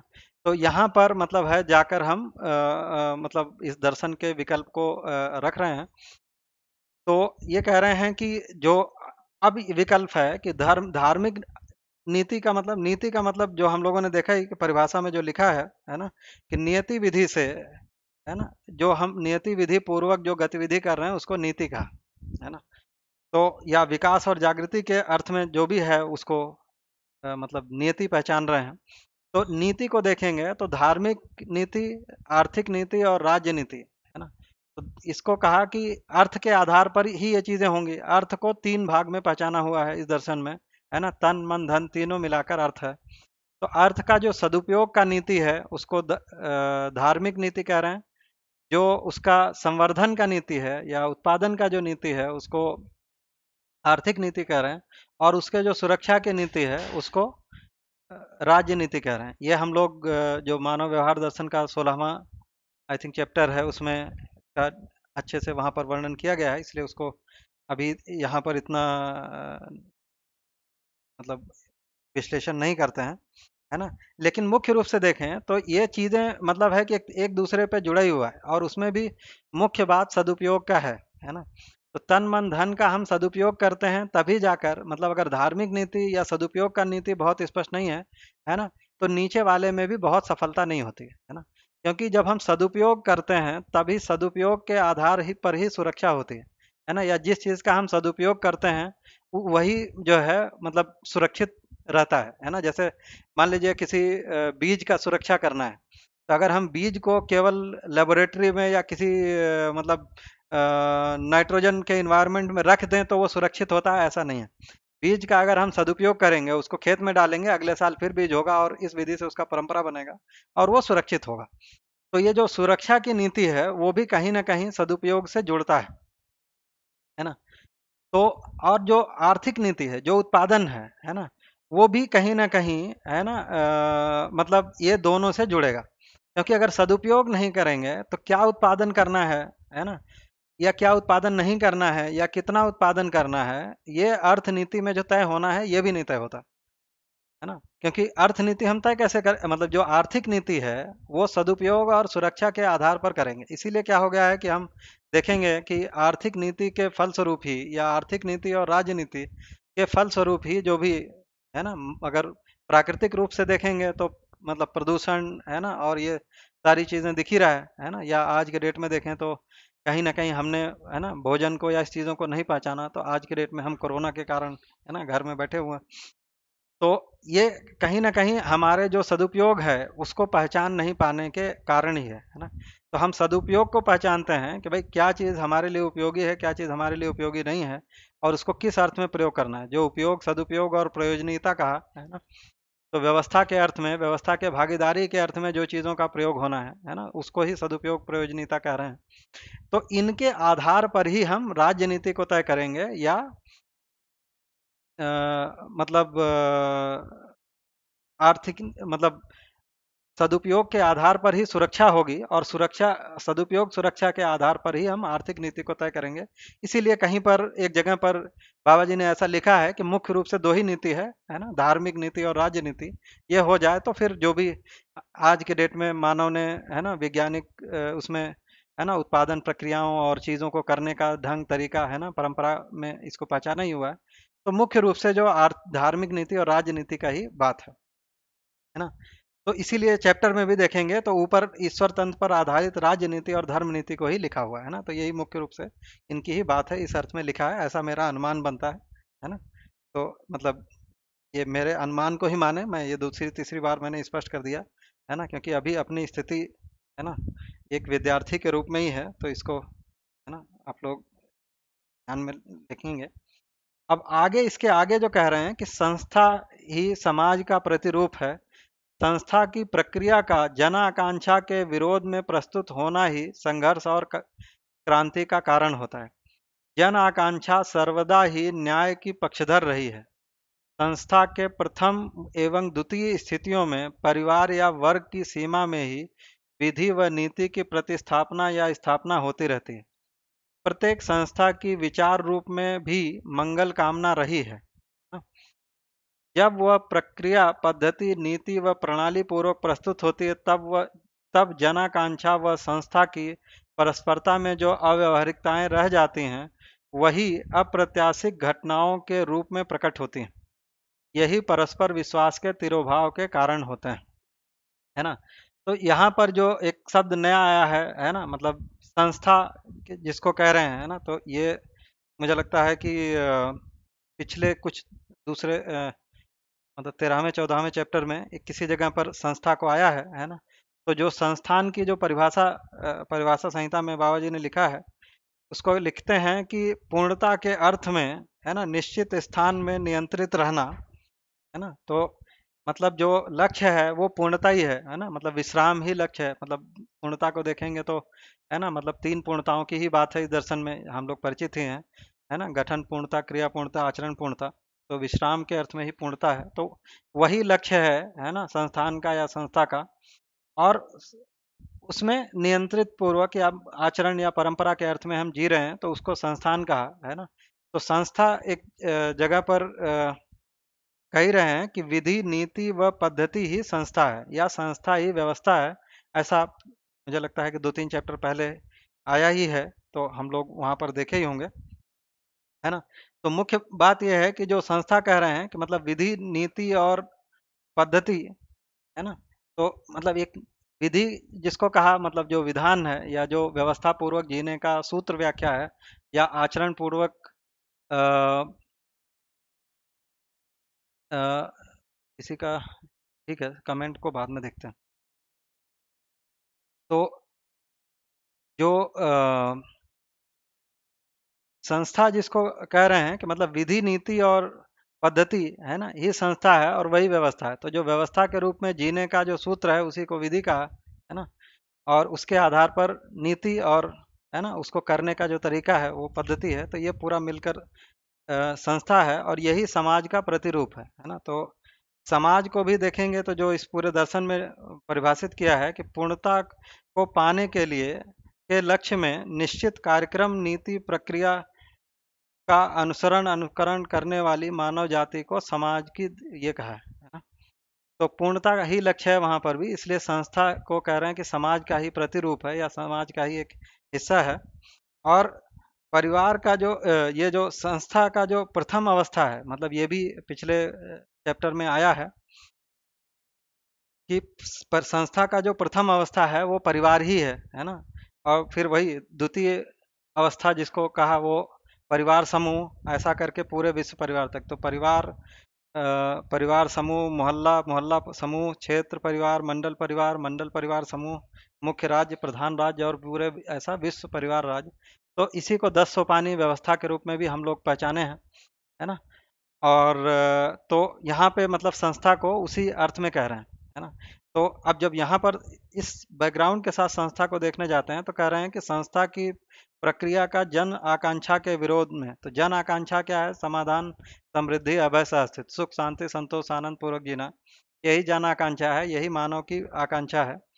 तो जब इसके विरोध में प्रस्तुत होता है ना, या मतलब है कि आगे उसको लिखे ही हैं कि वर्ग के आधार पर या समुदाय के आधार पर जब आदमी प्रस्तुत होता है तो ये जो जन आकांक्षा है ये पूरा नहीं होता है। तो उसी से फिर एक दूसरे में संघर्ष, या परिवार समूह के लेवल पर या 10 ये जो सोपान है इनके बीच में आपस में संघर्ष या क्रांति शुरू हो जाता है। और इसको जो अगला लिख रहे हैं कि जन आकांक्षा सर्वदा ही न्याय का पक्षधर रही है ना। तो हर मतलब आदमी तो न्याय चाहता है, उसी को एक भाषा में लिखा है कि जन्म से ही मनुष्य न्याय का याचक है ना। तो मतलब, है ना, मानव न्याय पूर्वक जीना ही चाहता है। उसके लिए मतलब उसको कोई ट्रेनिंग की जरूरत नहीं है ना। तो अभी वो सुनिश्चित नहीं हो पा रहा है, या उसके लिए जो भी, है ना, उसको संस्कार या शिक्षा या जो भी व्यवस्था चाहिए, है ना, कि वो न्याय को सुनिश्चित कर पाए अपने में भी और मतलब बाकी लोगों के लिए भी, है ना। तो उसी चीज को स्पष्ट किया है कि जन आकांक्षा सर्वदा ही न्याय का पक्षधर रही है। संस्था के प्रथम व द्वितीय स्थितियों में परिवार या वर्ग, है ना, उसी को परिवार समूह, है ना, वर्ग को भी देखेंगे तो वर्ग की सीमा में ही विधि नीति की प्रतिस्थापना स्थापना होती रहती है। तो यहाँ पर जो विधि नीति है मतलब आदमी जो माना, है ना, जहां तक परिवार माना या जहां तक संबंध माना, है ना, ये जो द्वितीय स्थिति कहा वर्ग, है ना, तो वर्ग में जाति के आधार पर, भाषा के आधार पर, धर्म के आधार पर, है ना, आज के डेट में देखेंगे तो अलग अलग प्रकार के क्लास हैं, धन के आधार पर, पढ़े लिखे अनपढ़, ऐसा बहुत सारा, मतलब जहां तक भी हमने संबंध को पहचाना है ना, उस पहचान के आधार पर फिर विधि नीति, जो मैं पहले ही कह रहा था कि अभी तक हमने जिन चीज़ों को पहचान कर जितना स्पष्ट हुआ है उसके आधार पर हम परिवार को या समाज को उस विधि से पहचानने गए, उसी आधार पर संस्था को पहचाना। और जितना पहचाना अगर उसमें न्याय या मानव या संबंध ठीक से नहीं स्पष्ट हुआ तो उसका फिर विधि नीति मतलब ठीक से स्थापित प्रतिस्थापित नहीं होती है, और फिर उसमें ही परस्पर विरोध होता है ना। लेकिन ये सबके बावजूद भी, है ना, जो विचार रूप में जो है आदमी मंगल कामना रहा ही है ना। और उसको लिखे हैं कि जब प्रक्रिया पद्धति नीति प्रणाली पूर्वक प्रस्तुत होती है तब जनाकांक्षा व संस्था की परस्परता में जो अव्यवहारिकताएं रह जाती हैं वही अप्रत्याशित घटनाओं के रूप में होती हैं। तो वही युद्ध, संघर्ष, दोह, विद्रोह जो कुछ भी दिखाई पड़ रहा है ना, वो अप्रत्याशित घटनाओं के रूप में है, और फलतः आदमी दुखी होता है या विश्वास टूटता है ना, या विश्वास समाप्त होता है, उसका रचना विरचना हो जाता है, उसी को तिरोभाव कहा है ना। तो यही परस्पर विरोध विश्वास के तिरोभाव का कारण होता है। फलतः विरोध का प्रादुर्भाव एक आवश्यकता बनती है ना। तो उसके जो लिखा है, इसके दो विकल्प प्रसिद्ध हैं। तो संस्था का मूल रूपात्मक दर्शन है ना, तो जो विधि होगा वो किसी न किसी दर्शन के आधार पर होगा। तो आगे लिख रहे हैं कि संस्था का मूल रूपात्मक दर्शन जिसके आधार पर निर्धारित विधि व्यवस्था का सुदृढ़ न होना, अर्थात मानवीयता पर आधारित न होना। दूसरा लिखे हैं कि संस्था की कार्य सीमा में पाई जाने वाली जनजाति में संस्कृति सभ्यता का आधार मानवीयता पूर्ण न होना। ये दो कारण हैं जिसके कारण जो भी परिवार में ये संस्था में है ना, ये अव्यावहारिकताएं रह जाती हैं, और जिनके कारण मतलब आदमी दुखी हो रहा है या समाज में अव्यवस्था दिखाई पड़ रही है। तो उसमें मुख्य रूप है में ये है कि दर्शन का स्पष्ट नहीं होना, उसके आधार पर विधि व्यवस्था है ना का स्पष्ट नहीं होना ही जो है एक कारण है। या उनका जो विधि व्यवस्था माना, उसमें हम मानव को पहचाने बिना या मानवीयता को पहचाने बिना या मानवीय दृष्टि विषय स्वभाव को समझे बिना है ना, जब हम संस्था को बनाते हैं या संस्था पूर्वक जीने जाते हैं है ना, तो ये समस्या होता है ना। और उसी को अलग भाषा में लिखा कि ये संस्कृति सभ्यता है ना, ये जो मानवीय आचरण पूर्वक जीना या मानवीयता पूर्ण नहीं होने के कारण ये समस्या है अभी समाज में। अब आगे जो है ये अब सार्थकता के अर्थ में इस दर्शन से क्या निकलता है उसको स्पष्ट किया हुआ है। तो लिखे हैं कि संस्कृति सभ्यता के संरक्षणार्थ ही विधि एवं व्यवस्था की स्थापना है ना। सभ्यता संस्कृति में से के लिए ही सामाजिकता है, सामाजिकता के लिए ही उत्पादन वितरण उपयोग सदुपयोग होना आवश्यक है। इसी कारणवश विधि व्यवस्था का ध्रुवीकरण एवं उसकी अक्षुण्णता सर्व स्वीकार्य है। यही मानवीयता पूर्वक सफल और अमानवीयता में असफल सिद्ध हुआ है ना। तो इस पूरे पैराग्राफ में देखेंगे तो ये है मतलब सभ्यता संस्कृति का मतलब जो परिभाषा लिखा है कि पूर्णता के अर्थ में की गई कृतियां है ना, दर्शनवाद शास्त्र व्यवस्था में भागीदारी है ना, या पूर्णता की मतलब परंपरा या मानवीयतापूर्ण आचरण, तो इसको संस्कृति कह रहे हैं। या अगर ठीक से देखें तो जो संबंध पूर्वक जीना है ना, उसको संस्कृति है ना। और जो आचरण मतलब जो सभा पूर्वक जीना है वो सभ्यता है ना। या उसी को लिखा कि अखंड समाज सार्वभौम व्यवस्था में जो भागीदारी है वही सभ्यता की परिभाषा के रूप में लिखा हो। तो मानव के आचरण को देखेंगे तो विधि संस्कृति और सभ्यता में जो है ये मानव का पूरा पूरा आचरण परिभाषित होता है। तो अगर मानवीय संस्कृति सभ्यता होता है तो जो अगला पीढ़ी है वो मानवीय आचरण के लिए उससे प्रेरणा पाता है ना। तो ये जो सभा के रूप में जीना है ना, तो परिवार को देखेंगे तो परिवार में संबंध भी है और सभा भी है। तो अभी भी देखेंगे तो जो परंपरा में हमने है ना संस्कृति में जो संबंधों को या उत्सव को मनाने का या तरह के अलग अलग तरीके से चीज़ों को पहचाने हैं, तो उसमें मतलब कहीं ना कहीं कुछ चीज़ें छूट गया है, इसलिए वो मतलब है कि मानवीय आचरण को नहीं ये कर पाता। तो या सभा को या सभ्यता को जब देखने जाएंगे है ना, तो जहाँ पर निर्णय हो रहा है उसको सभा के रूप में कह रहे हैं। तो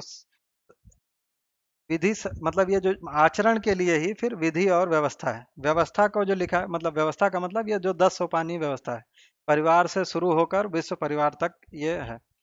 या विधि को लिखे हैं कि विधि का मतलब है कि जो भी मानवीयतापूर्ण आचरण है ना, विनिमय उत्पादन शिक्षा संस्कार है ना, या उसका सदुपयोग सुरक्षात्मक जो भी सूत्र व्याख्या है, या उसी को कहें व्यवस्था में भागीदारी या मानवीय आचरण का जो संहिता है उसी को विधि के रूप में लिखा है। और व्यवस्था का मतलब क्या है कि विधि के अर्थ में जो नीति का निर्वाह है जो जीना है उसको व्यवस्था कहना। या उसी को मतलब अलग भाषा में कहें है ना, तो वर्तमान में विश्वास और भविष्य का आश्वासन ऐसा हो जाए तो वो व्यवस्था है। या उसमें देखें तो व्यवस्था में जो उसके 5 आयाम है कि शिक्षा की व्यवस्था है ना, या शिक्षा संस्कार, उत्पादन का व्यवस्था है ना, या उत्पादन कार्य है ना, विनिमय, स्वास्थ्य संयम, ये न्याय सुरक्षा, ये सब व्यवस्था का ही भाग है ना। तो ये जो विधि व्यवस्था है ना, वो उसका जो मतलब मूल है वो संस्कृति सभ्यता का संरक्षण है। तो सभ्यता संस्कृति में से के लिए सामाजिकता है ना। सामाजिकता के मतलब क्या है? संबंध और संपर्क का निर्वाह ही सामाजिकता है। तो जो मानवीयतापूर्ण आचरण है ना, अखंड समाज सार्वभौम व्यवस्था के अनुसार जीना है, तो वो संस्कृति सभ्यता पूर्वक ही होता है, या संस्कृति सभ्यता ही मानवीय आचरण का ही ये है। तो अगला लाइन है, सामाजिकता के लिए उत्पादन वितरण सदुपयोग होना आवश्यक है। इसी कारणवश विधि व्यवस्था का ध्रुवीकरण और उसकी अक्षुण्णता स्वीकार्य है, क्योंकि ये जो हमने मानव व्यवहार दर्शन में कहीं पर ये स्पष्ट किया ही है ना, कि जो उत्पादन है ना, उसकी आदमी सदुपयोग और सुरक्षा चाहता ही है, क्योंकि उसमें उसका श्रम लगा हुआ है ना। इसलिए वो विधि व्यवस्था चाहता है और उसका ध्रुवीकरण हो जाए, उसकी निश्चितता हो जाए, है ना। इस अर्थ में होगा, और ये किस विधि से सफल होगा? ये मानवीयता पूर्वक ही सफल होगा, अमानवीयता में असफल होगा। तो मानवीयता का मतलब मानवीय दृष्टि से है ना, मानवीय दृष्टि, विषय स्वभाव या मानवीय मानव को समझने के आधार पर होगा, है ना। अगला पैराग्राफ है, अर्थ संस्कृति में, संस्कृति सभ्यता में चरितार्थ होती है। अर्थ से व्यवस्था की ओर और सभ्य, अर्थ व्यवस्था से और संस्कृति सभ्यता से संबद्ध है। यही संबद्धता उसकी अनन्योनाश्रितता सहता को सिद्ध करती है। इसकी अक्षुण्णता मानवीयता में सफल और अमानवीयता में असफल सिद्ध हुई। असफलता ही वर्ग, संघर्ष, समर, पराभव, भय, आतंक है। तो ये कह रहे हैं कि अर्थ जो है ना, जो तन मन धन है, वो संस्कृति में, और जो संस्कृति है वो सभ्यता में चरितार्थ होती है ना। तो अर्थ का जो उपयोग है वो संबंध और संपर्क के निर्वाह के लिए है ना, या संबंध पूर्वक जीने में है ना, में जो ही चरितार्थ होगा। मतलब हम अर्थ का जो है क्या करेंगे, तो तन मन धन का जो ये है ना, मतलब उपयोग है, वो संबंध पूर्वक जीने में, और संबंध पूर्वक जीने को ही संस्कृति कह रहे हैं। और ये जो संबंध पूर्वक जीना है वो जाकर मतलब सभ्यता में ही चरितार्थ होगा। तो हमारा जो पूरा जीना है या पूरा आचरण वो सभ्यता में आ जाता है। और इसी को लिखा कि अर्थ से व्यवस्था और सभ्यता जो है वो विधि से संबद्ध है। तो विधि मतलब ये जो विधि संस्कृति सभ्यता विधि व्यवस्था, ये अनन्योनाश्रित है, एक दूसरे से जुड़ा हुआ है। और इसकी अक्षुण्णता ये बना कैसे रहेगा? ये मानवीयता के में जो है सफल होगा, है ना, और अमानवीयता में असफल होगा। और ये अभी जो हमने मतलब अभी तक की समझ के आधार पर परंपरागत विधि से जो हमने मानव को जैसा समझा, या मानवीय आचरण को जैसा समझा, या पूरे अस्तित्व को जैसा समझा, उसके आधार पर अभी हम जब ये मतलब अस्पष्टता या रहस्यता के आधार पर धर्म नीति, अर्थ नीति या विधि संस्कृति को पहचानने गए, तो असफलता ही हाथ लगी, क्योंकि उसका जो प्रमाण है वो वर्ग के रूप में संघर्ष, समर, भय, आतंक है ना, जो कि आज दिखाई पड़ रहा है। चाहे वो मतलब देश के अंदर देखें, या देश मतलब अंतर्राष्ट्र के लेवल पर देखें, या राष्ट्र के लेवल पर देखें, या प्रदेश के लेवल पर देखें, तो ये सब दिखाई पड़ता है। तो अल्टीमेटली इसका मतलब ये है कि हमको मानवीय संस्कृति सभ्यता विधि व्यवस्था को पहचानना होगा, है ना। उसके आधार पर हम राज्य नीति धर्म नीति को है ना तय कर पाएंगे, और तब जाकर ये सफल होगा। उसी को अगला ये लिख रहे हैं कि ये जो हम संस्कृति सभ्यता पूर्वक जीते हैं, या संस्कृति सभ्यता में कैसे के लिए सामाजिकता है, और ये जो सामाजिकता पूर्वक जी रहे हैं वो औपचारिक तथ्य नहीं है ना, वो जागृति पूर्वक जीने की शैली है ना। तो ये मतलब जीने का एक आयाम है, मतलब जागृति को प्रमाणित करने का, जागृति पूर्वक जीने का ये मतलब तरीका है, या संबंध और संपर्क का निर्वाह। ये औपचारिक नहीं है। मतलब औपचारिकता नॉर्मली कहते हैं ना कि जो उपचार के लिए या संबंध को ठीक करने के लिए करते हैं, तो ये औपचारिक बात नहीं है, ये जीने का जगह है, या प्रमाणित होने का जगह है ना, समझने का जगह है ये मुद्दा। यह केवल वास्तविकता पर आधारित क्रियाकलाप है। वास्तविकताएं ही नियति क्रम ही विकास विकास ही अभ्युदय, अभ्युदय ही व्यवहारिकता, व्यवहारिकता ही सामाजिकता है ना। तो अब उसी को और आगे मतलब स्पष्ट कर रहे हैं। तो यहाँ पर देखेंगे तो मतलब थोड़ा सा अलग अलग उसमें एक एक जंप है ना। तो वास्तविकताएं ही नियति क्रम है ना। तो वास्तविकताओं में दो प्रकार की मूल वास्तविकताएं हैं, है ना। एक तो इकाई है और व्यापक है ना। तो ये पूरा मिलाकर पूरे अस्तित्व की वास्तविकताएं हैं और यही नियति क्रम है। तो अब अगर नियति क्रम में देखेंगे तो पूरा ही जो मतलब जड़ चैतन्य प्रकृति, तो जड़ मतलब उसमें जो भी विकास क्रम, विकास जागृति क्रम, जागृति पूरा आ जाता है, गठन पूर्णता, क्रिया पूर्णता, ये पूरा आ गया। तो जो विकास कह रहे हैं मतलब वो जड़ चैतन्य के अर्थ में हुआ। अब जब विकास ही अभ्युदय है तो ये जो विकास हो गया मतलब गठन चैतन्य के लिए अब बात कर रहे हैं, तो उसमें जो विकास हो रहा है उसी को कह रहे हैं कि ये सर्वतोमुखी समाधान है या अभ्युदय है। और अभ्युदय ही व्यावहारिकता है। तो सर्वतोमुखी समाधान के आधार पर ही आदमी जो है सही व्यवहार को कर पाएगा। तो पहले देखेंगे तो जब वास्तविकता कहा तो व्यापक और है ना जो इकाई उस लेवल पर बात हुई, फिर नियति क्रम आ गया मतलब इकाइयों में कह रहे हैं, और इकाई में विकास हो गया तो मतलब जड़ से चैतन्य हो गया, तो चैतन्य की बात आ गई। फिर अब यहाँ पर मानव मानव के संबंध के बारे में कह रहे हैं। तो जो व्यवहारिकता है तो मानव मानव के साथ जिएगा तो सर्वतोमुखी समाधान, क्योंकि जो हमारा विचार व्यवहार कार्य है वो विचार के आधार पर है, तो वो विचार जो है वो अभ्युदय या समाधान के आधार पर होगा। तो सर्वतोमुखी समाधान ही व्यवहारिकता है और व्यवहारिकता ही सामाजिकता है, क्योंकि व्यवहारिकता में जो अर्थ का हम सदुपयोग करेंगे वो सामाजिकता में आएगा। तो संबंध और संपर्क के निर्वाह के अर्थ में करेंगे और ये सामाजिकता को ही फिर संस्कृति सभ्यता के रूप में समझ रहे हैं। तो इसी को लिखा कि व्यवहार जो है वो संस्कृति सभ्यता विधि व्यवस्था का योगफल है। तो ये सबके योगफल में ही मानवीयतापूर्ण व्यवहार है।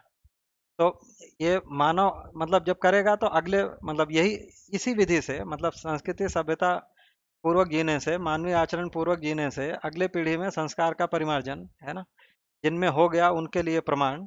और इस विधि से मतलब पीढ़ी दर पीढ़ी या परंपरा पूर्वक ये चीजें सुनिश्चित रहेंगी और फिर उसमें एक स्थिरता होगी और उसमें फिर ये संघर्ष, भय, आतंक जो भी लिखा है, समर, ये सबसे मुक्ति होगा। मानव जीवन का आद्यांत कार्यक्रम इसी चतुर्दिशा में वैभव है ना। तो मानव जीवन का जो भी आदि अंत है ना, वो इसी में मतलब जो भी व्यवहार विधि संस्कृति सभ्यता व्यवस्था के अर्थ में ही है। और अगला लाइन लिख रहे हैं कि विधि को, विधि अनुभव को, संस्कृति विचार को, सभ्यता व्यवहार को और व्यवस्था विनिमय उत्पादन विनिमय सहित पांचों आयाम को स्पष्ट करती है। तो विधि जो होगा वो अनुभव के आधार पर है ना, क्योंकि विधि ही विधान है ना। तो विधि जो है वो मतलब नियति को समझकर है ना, उसके आधार पर या मतलब जागृति पूर्वक तय होगा। उसके आधार पर जो विचार है या जो संबंध पूर्वक या जीना है मतलब है उसको, या संबंध को समझना, उसको संस्कृति कह रहे हैं और वही विचार है। सभ्यता को लिखा कि ये व्यवहार के स्तर पर जब हम व्यवहार कार्य आचरण करने जा रहे हैं तो वो मतलब सभ्यता है। और उत्पादन विनिमय ये व्यवस्था में होगा। तो उसी को मतलब एक तरीके से विधि संस्कृति सभ्यता व्यवस्था को समराइज कर दिया है कि विधि अनुभव के आयाम में स्पष्ट होगा, संस्कृति विचार के आयाम में स्पष्ट होगा, सभ्यता व्यवहार के आयाम में, और व्यवस्था व्यवहार कार्य है ना या व्यवस्था में भागीदारी के अर्थ में ये पूरा व्यवस्था स्पष्ट होगा। यही प्रमाण सिद्ध है और यही मूल्य त्रय को प्रकट करता है। मूल्य त्रय का मतलब है जो भी हमने है ना, जीवन मूल्य और स्थापित मूल्य, मानव मूल्य है ना। तो जीवन मूल्य को सुख शांति संतोष आनंद, मानव मूल्य धीरता वीरता उदारता दया कृपा करुणा, और स्थापित मूल्य में 9 मूल्यों को है ना, विश्वास सम्मान स्नेह ममता वात्सल्य है ना, श्रद्धा गौरव कृतज्ञता प्रेम। तो ये जो मूल्य त्रय, इसी को मूल्य त्रय लिखा है। तो जब हम ये मतलब मानवीय आचरण पूर्वक है ना, संस्कृति सभ्यता पूर्वक, सामाजिकता पूर्वक है ना, विधि व्यवस्था में जिएंगे तो ये मूल्य मतलब प्रमाणित होंगे और इस मूल्यों को मतलब प्रमाणित होने से आदमी में मतलब तृप्ति का अनुभव होगा है ना। तो मुझे लगता है इतनी बात इस चैप्टर में कह रहे हैं है ना। तो इस पूरे मतलब इसको देखेंगे तो यहाँ पर मतलब पहले शुरू यहाँ से किया कि ये जो भी मतलब ईश्वर तंत्र के आधार पर मतलब ईश्वर से प्रेरित जो भी अभी तक की राजनीति धर्म नीति है ना, या मतलब संस्कृति सभ्यता, है ना, ये हमने किया है, ये रहस्यता से मुक्त नहीं है। और इसको रहस्यता से मुक्त होना पड़ेगा तो मानव को या मतलब चारों आयाम को समझकर, है ना, या उसके मानवीयता के आधार पर विधि संस्कृति सभ्यता व्यवस्था को पहचानना होगा। और उसमें फिर मूल्यों के निर्वाह के आधार पर या मूल्यों के स्पष्ट होने से या उसको जीने से आदमी सुखी होगा। और तब जाकर वो ये रहस्यता से मुक्त होगा या भय से मुक्त होगा, है ना, या संघर्ष से मुक्त होगा या वर्ग की सीमा से मुक्त होगा। इतना मुझे लगता है कि इस चैप्टर में मतलब कहा गया है, जो मतलब मेरा अनुमान बनता है। अब इसी को जोड़ते हुए जो अगला चैप्टर है ना, तो यहाँ पर कहा कि रहस्यता से मुक्त नहीं है, तो अब ये रहस्यता से मुक्ति के लिए जो प्रयास है ना, वो अगला चैप्टर उसके लिए कहा गया है। और ये रहस्यता से मुक्ति ठीक से देखेंगे तो वो कैसे होगी, वो शिक्षा संस्कार पूर्वक या अध्ययन पूर्वक ही होगी, है ना। और जब इसको देखने जाएंगे तो जो अगला चैप्टर जो 19 चैप्टर है उसमें ही कहा है कि आचरण पूर्णता पर्यंत शिक्षा में गुणात्मक परिवर्तन का अभाव नहीं है। तो मतलब ये सारा काम जो है, मतलब रहस्यता से मुक्ति, ये शिक्षा पूर्वक ही होगा। तो इस अगला जो चैप्टर है, चैप्टर नंबर 18, है ना, उसको हमें लगता है कि अभी थोड़ा समय है तो उसको शुरू कर लेते हैं। तो अगला चैप्टर में लिखा है कि प्रत्येक मानव इकाई भ्रम भय और रहस्य मुक्ति के लिए प्रयासरत है ना। तो ये रहस्य जो लिखा है कि रहस्यता पिछले चैप्टर में आया, तो ये रहस्य हम चाहते नहीं है, ये मानव का अभीष्ट नहीं है, हम इससे मुक्त ही होना चाहते हैं। तो ये मुक्त होने के लिए प्रयास कर रहे हैं, और मुक्ति कैसे होगी उसके बारे में इस चैप्टर में थोड़ा स्पष्ट किया हुआ है। तो इसमें लिख रहे हैं कि संदिग्धता सशंकता एवं विरोध ही भय है ना। समाधान के विपरीत में विरोध है। मानव जीवन के कार्यक्रम को मानवीयता में स्पष्ट करने की क्षमता का अभाव ही संदिग्धता रहस्यता सशंकता एवं भय है। तो ये संशय या सशंकता जिसको कह रहे हैं कि मतलब सत्य या सत्यता का जो बोध होने में असमर्थता है ना, उसी को ही मतलब संशय या सशंकता कह रहे हैं यहाँ पर, है ना। मतलब ठीक से देखेंगे तो ये जो संदेह और भ्रम है ना, ये दो शब्द आते हैं, है ना। तो जो मेरा अनुमान बनता है कि जब हम कहते हैं कि शंका है या डाउट है, संदेह है ना, तो वहां पर मतलब है कि एक तो अस्पष्टता है, और दूसरा क्या है कि उसमें नॉर्मली विकल्प होता है, मतलब दो मत, है ना, एक जैसे आ गए या मल्टीपल ऑप्शंस आ गए, तो हमको संदेह होता है या भ्रम होता है कि ऐसा है या वैसा है ना। अब भ्रम जहां पर कह रहे हैं कि मतलब भ्रम में जो है कई बार हमको डाउट नहीं होता है ना, हम पूर्ण निश्चित होते हैं, है ना, लेकिन वो ऐसा होता नहीं, वास्तविकता वैसी नहीं होती, उसको भ्रम कह रहे हैं, है ना। तो जैसे अभी क्या है कि मानव जो है ना, जब हम पूरे समय, है ना, जीवन मानव को शरीर मानकर जी रहे हैं, है ना, हमको नहीं लगता कि मतलब शरीर से अन्यथा भी है, तो इसको कह रहे हैं कि ये भ्रम है ना, यहाँ पर हमको डाउट नहीं है, लेकिन मानव क्या है ऐसा बहुत सारा मतलब जब मल्टीपल ऑप्शन या विकल्प आता है तो हम संदिग्धता या संदेह कह रहे हैं। तो मुख्य बात यह है कि यहाँ पर जो परिभाषा है कि संशय का मतलब है कि सत्य या सत्यता का जो बोध होने में जो असमर्थता है ना, उसी को संदिग्धता कह रहे हैं। तो मानव जीवन के कार्यक्रम में मानवीयता को स्पष्ट करने की क्षमता का अभाव ही संदिग्धता या रहस्यता है। और समाधान के विरोध में जो समस्या है ना, वही विरोध है, या वैचारिक मतभेद ही एक तरीके से विरोध होता है ना। विरोध को उसी अर्थ में लिखा है, तो समस्या भी क्या है, विचार के लेवल पर ही है। अब यहाँ पर अगला जो पैराग्राफ है, इसमें लिख रहे हैं कि मूलतः शुभाकांक्षा रहते हुए भी कार्यक्रम में जो अपूर्णता रह जाती है, वह आकांक्षा के विपरीत कारण का विपरीत फल का कारण बनती है। यही अविश्वास स्थली है, अविश्वास पूर्वक सामाजिकता का निर्वाह नहीं है, और यही भ्रम है। तो जो मतलब है ना, हम शुभाकांक्षी, मानव तो शुभाकांक्षी मतलब है ही, है ना, मतलब शुभ चाहता ही है, लेकिन जो भी स्पष्टता नहीं होने के कारण, या मानव के बारे में, मानव संबंध के बारे में, प्रकृति के बारे में, है ना, ये स्पष्टता नहीं होने के कारण जो हम कार्यक्रम बनाते हैं उसमें अपूर्णता रह जाती है। तो कार्यक्रम की अपूर्णता है मतलब समझ की अपूर्णता है ही, है ना।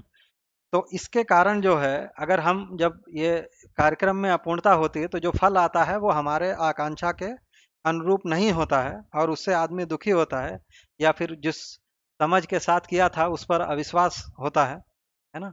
और फिर इस अस्पष्टता के साथ सामाजिकता का निर्वाह नहीं होता है, मतलब संबंध संपर्क का निर्वाह नहीं होता है, और फिर उसको वो दूसरा दोबारा से पुनर्विचार करता है या आचरण में फिर उसको अलग तरीके से करने का कोशिश करता है ना। तो ये जो हम बार बार उसको चेंज करते रहते हैं, इसी को लिखा है कि यही भ्रम है। और भ्रमित विधि से संस्था की प्रथम व द्वितीय अवस्था में भय से मुक्ति पाना संभव नहीं है ना। तो ये जो प्रथम द्वितीय अवस्था, मतलब इसकी पिछले चैप्टर में भी बात हुई और 13वें चैप्टर में भी ठीक से स्पष्ट हुआ है, मतलब परिवार और परिवार समूह के लेवल पर या जो वर्ग हमने बनाए हैं उस लेवल पर, है ना, भय से मुक्ति पाना संभव नहीं है, मतलब है ना, उसके लिए जागृति विधि ही आवश्यक है ना, अगर इससे मुक्ति होना है तो। इसी व्यवस्थावश परिवार एवं वर्ग सीमावर्ती व्यवस्था में संदिग्धता से मुक्त नहीं है ना। तो उसमें मतलब बहुत सारे ऑप्शन बने ही रहते हैं, कुछ लोग उसको सही कहते हैं, कुछ लोग उसको गलत कहते हैं, है ना। इसी संदिग्धतावश समर शक्ति का विस्तार हुआ है। तो ये जो मतलब है ना, कि आचरण में निश्चितता नहीं है या सामाजिकता का निर्वाह नहीं है ना, तो इसलिए भय है ना। और उसी भय को मतलब रु- मुक्त होने के लिए हमने मतलब समर शक्ति या युद्ध का या जो भी हमने सामान जुटाया है उसके लिए मतलब शोध किया है, या मतलब अभी देखेंगे तो मतलब विज्ञान में, है ना, पूरा सारा काम जो है वो, है ना, इसी सुरक्षा से या समर शक्ति से प्रभावित ही दिखता है ना। मतलब अपन यहाँ भी देखते हैं कि आईआईटी में भी, है ना, कि मतलब लगभग 50% के लगभग जितने भी प्रोजेक्ट हैं वो कहीं ना कहीं, है ना, इसी समर शक्ति या डिफेंस से जुड़ा हुआ, या उसको मतलब नाम तो डिफेंस ही देते हैं, है ना, कि हम बचने के लिए, लेकिन वो जुड़ा हुआ जो है वो युद्ध से ही है। तो, तो उसी में मतलब इतने सारे लोग लगे हुए हैं, चाहे शोध के स्तर पर हो या उसको क्रियान्वयन करने के स्तर पर हो, है ना। और ये हो क्यों रहा है, क्योंकि मानव का आचरण जो है वो स्पष्ट नहीं हुआ, या उसमें जो है वो संदिग्धता है, क्योंकि मानव के आचरण के बारे में हम मतलब स्पष्ट नहीं है ना। हमको ये नहीं लगता है कि मानव, है ना, दुखी भी कर सकता है ना, अपमान भी कर सकता है, या जो भी भय, चारों प्रकार के भय हैं वो एक तरीके से मानव में जो अमानवीय आचरण का भय है, अमानवीयता का भय है ना, उसी के कारण है। तो ये संदिग्धता के कारण ही फिर हम उसको भय से मुक्ति के लिए हम युद्ध का सामान या उसके जो लिखा है समर शक्ति, उसके लिए हम ये सारे मतलब प्रयास कर रहे हैं ना। और मतलब है ना, हर जगह पर लगभग 50% से ज़्यादा रिसोर्स, मतलब चाहे देश के लेवल पर देखें, है ना, ये मतलब इसी काम में लगा हुआ है ना। तो अगर आदमी को संबंध समझ में आ जाए, समाज पूर्वक जीना हो जाए या सामाजिकता समझ में आ जाए, तो फिर ये सारा चीज़ जो है सार्थक काम में, है ना, सदुपयोग प्रयोजनीयता पूर्वक ये हम लग सकता है, और एक, है ना, धरती को जो कहा कि स्वर्ग हो जाए, है ना, उसके अर्थ में हम ये होने की संभावना दिखती है, ऐसा मुझे लगता है। अगला लाइन लिखा है कि समाज और सामाजिकता के बिना मानव आश्वस्त और विश्वस्त नहीं है। मतलब आश्वस्त शब्द नॉर्मली जो उत्पादन या जड़ चीजों के संदर्भ में प्रयोग हुआ, विश्वस्त जो है वो मानव के साथ जो आश्वस्ति है उसको विश्वस्त कह रहे हैं। तो यहाँ पर समाज और सामाजिकता, है ना, तो समाज जो भी पूर्णता के लक्ष्य को पाने के लिए जो हम कर रहे हैं, है ना, या मानवीय संस्कृति सभ्यता विधि व्यवस्था शिक्षा के साथ जो भी, है ना, अभिव्यक्ति संप्रेषणा प्रकाशन परंपरा है, उसी को समाज कह रहे हैं। तो अभी देखेंगे तो समाज भी ठीक से नहीं हुआ, क्योंकि समाज जो होगा वो अखंडता के अर्थ में ही समाज मतलब सार्थक होता है। अभी देखेंगे तो हमार मतलब जो अभी की स्थिति है वो समुदाय पूर्वक जीना है ना? तो उसको थोड़ा सा यहाँ पर मतलब समाज और समुदाय को अपन स्पष्ट कर सकते हैं, क्योंकि वो वर्ग विहीन नहीं है ना। और सामाजिकता का मतलब है कि मानवीयता पूर्ण आचरण सहित अखंड समाज व्यवस्था के रूप में जीना, ये सामाजिकता है। तो समाज और सामाजिकता के बिना, है ना, मानव जो है वो आश्वस्त विश्वस्त नहीं होगा, या संबंध को पहचानेगा नहीं। संबंध को नहीं पहचान पाता है ना, तो वो भयभीत होगा ही। तो वो संबंध चाहे जड़ प्रकृति के साथ हो या चैतन्य प्रकृति के साथ। तो जड़ चेतन प्रकृति के साथ हम संबंध को पहचान पाते हैं, तो उसके साथ हमको क्या भागीदारी करनी है या क्या उपयोगिता है ना, या उसका उपयोगिता सदुपयोगिता पूर्वक प्रयोजनीयता को हम पहचान पाते हैं, और उसके अर्थ में हम फिर उत्पादन कर पाते हैं। और फिर मतलब ये हम कर पाए, सुनिश्चित कर पाए, या उसी को देखें उसका जो मुख्य फल है भौतिक समृद्धि, तो ये भौतिक समृद्धि को सुनिश्चित कर पाए तो फिर हम आश्वस्त होते हैं, है ना।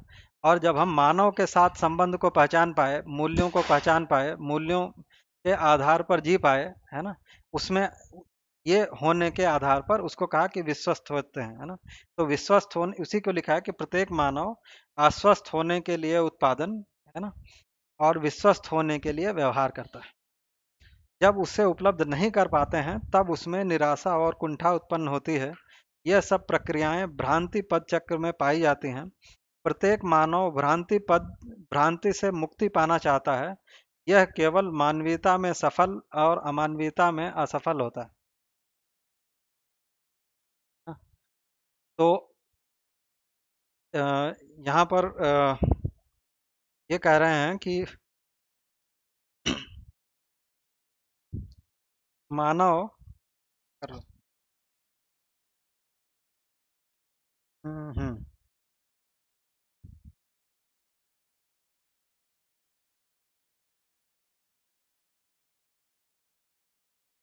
अगर यहाँ पर देखेंगे तो यहाँ पर ये भ्रांति पद चक्र आ गया है ना। तो ये जो भ्रांति पद चक्र कह रहे हैं वो, अगर इसकी परिभाषा को देखेंगे तो जीव अवस्था से मतलब हमने ये मतलब आगे और ये आएगा, और ये चक्रों की बात मतलब जो भी अभी हमने पढ़ा व्यवहार दर्शन, और इसमें ये आया ही है कि पूरे प्रकृति को चार अवस्था, चार पद और तीन चक्रों के रूप में पहचाना गया है ना। तो जो भी पहला पद है वो प्राण पद है ना, फिर उसके बाद भ्रांति पद जिसकी अभी यहाँ पर बात है, और फिर देव पद। तो भ्रांति पद कह रहे हैं मतलब जीवावस्था से जो भ्रांत मानव पद की ओर जो विकसित होना है ना, और जो भ्रांत मानव पद से जो जीवावस्था की ओर ह्रास होने की जो क्रिया है, आवर्तन क्रिया, इसी को कह रहे हैं कि ये भ्रांति पद चक्र है। मतलब उसमें ये चक्र जहां पर कहते हैं मतलब एक कोई निश्चित स्थिति नहीं है, मतलब चक्र का मतलब ये होता है कि ये वापस फिर उसी स्थिति में आ सकता है। तो जब भ्रांति पद चक्र है मतलब है कि पहले जो मानव में आया फिर वो मतलब है कि वो एक परमानेंट स्थिति नहीं है ना, वो जागृति क्रम है ना।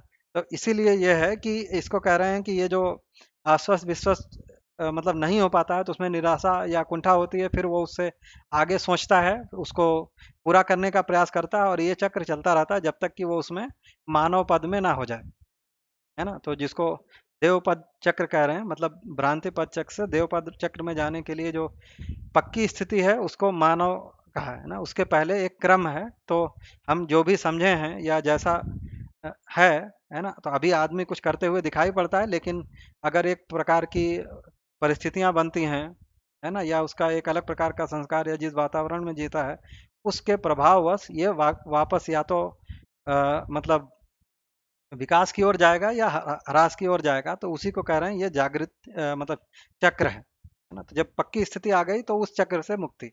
तो ये तीनों चक्रों से मुक्ति हो जाए, है ना, तो प्राण पद चक्र और भ्रांति पद देव पद चक्र से मुक्ति हो जाए तो उसी को कहा कि पद मुक्ति हो गया, मतलब दिव्य मानव की अवस्था में मानव पहुंच गया। तो वहां पर ये जो भी पूरी आकांक्षा है या सर्व मांगल्य है या सफलता है ये सब हो गया। तो ये तो कह रहे हैं कि ये जो मुक्ति, भ्रांति से मुक्ति जो पाने का कार्यक्रम है ये मानवीयता में ही सफल होगा। अगला लाइन जो कह रहे हैं, है ना, सफलता के लिए ही मानव ने अशेष प्रयास किए हैं। मुझे लगता है कि ये पैराग्राफ मैं एक बार पढ़ देता हूँ, फिर अगले सेशन में हम यहाँ से आगे कर सकते हैं। 4-5 मिनट बचा हुआ है। तो इसको कह रहे हैं कि सफलता के लिए मानव ने ही अशेष प्रयास किए हैं। अशेष मतलब शेष के ऊपर आ लगाया हुआ है, तो संपूर्ण प्रयास किए हुए हैं, है ना। और सफलता चारों आयाम और 10 सोपानी व्यवस्था की एक सूत्रता ही है। यह अस्तित्व समाधान समृद्धि को प्रत्यक्ष करती है। यही सर्वमंगल जीवन है जिसके लिए मानव चिर प्रतीक्षारत रहा है, जिसकी संभावना सर्वकाल में है। तो यहाँ पर सफलता को मुख्य रूप से मतलब स्पष्ट कर रहे हैं सफलता को भी देखेंगे तो सफलता का मतलब क्या है? फल सहित होना, है ना, फल के साथ होना, है ना। और फल क्या है? मतलब अभी जो हम देखें तो हम सफलता जो है अलग तरीके से पहचानते हैं। मतलब हम जो अभी फल को जो हमने पहचाना है वो अलग तरीके से पहचाना है। अभी हम फल जो है भौतिक कोई चीज़ मिल जाए या कोई हमको डिग्री मिल जाए या कोई ऐसी चीज़ मिल जाए, अभी हम उसी को फल के रूप में पहचानते हैं, है ना। लेकिन अगर हम फल को देखें, है ना, तो मानव के लिए जो मुख्य फल है वो सुख शांति संतोष आनंद पूर्वक जीना है। उसी को अलग भाषा में कहा है ना, तो समाधान समृद्धि अभय सहस्तित्व, यही मानव की आकांक्षा है और यही फल होगा। तो सफल होने का मतलब है कि इस फल के साथ हो गए, है ना। तो इसी को अलग भाषा में कह रहे हैं, है ना, कि चारों आयाम और 10 सोपानी व्यवस्था की 10 सोपानी व्यवस्था की एक सूत्रता है। मतलब चारों आयाम में सफल हो गए, मतलब अनुभव, चारों आयाम क्या है? अनुभव, विचार, व्यवहार, कार्य, है ना। तो अनुभव में अनुभूति पूर्वक, है ना, आनंद की अनुभूति या परमानंद की स्थिति हो गई, है ना। विचार में समाधान हो गया, है ना, उसके आधार पर जो भी व्यवहार कार्य हो जाए, है ना, तो व्यवहार में न्यायपूर्ण व्यवहार हो जाए, नियमपूर्ण कार्य हो जाए, है ना।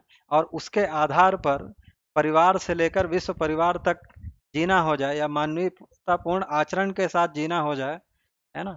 तो इस स्थिति को कह रहे हैं कि यह सफलता है और यही समाधान समृद्धि को प्रत्यक्ष करता है, या यही समाधान समृद्धि पूर्वक जीना है।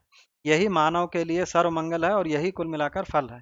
इसी फल के साथ हम होना चाहते हैं। ये हो जाए तो हम सफल हुए, ये नहीं हुआ तो असफल ही हैं, है ना। ये मतलब बात है। और ये जब असफल होते हैं, है ना, या हम ये सफलता को इस अर्थ में नहीं पहचानते हैं, तब क्या करते हैं? तो अपराध करते हैं, है ना। तो ये जो अपराध है ना, उसी को लिख रहे हैं कि अमानवीय जीवन में ही अपराध की संभावनाएं चारों अवस्थाओं पांचों स्थितियों में है ना।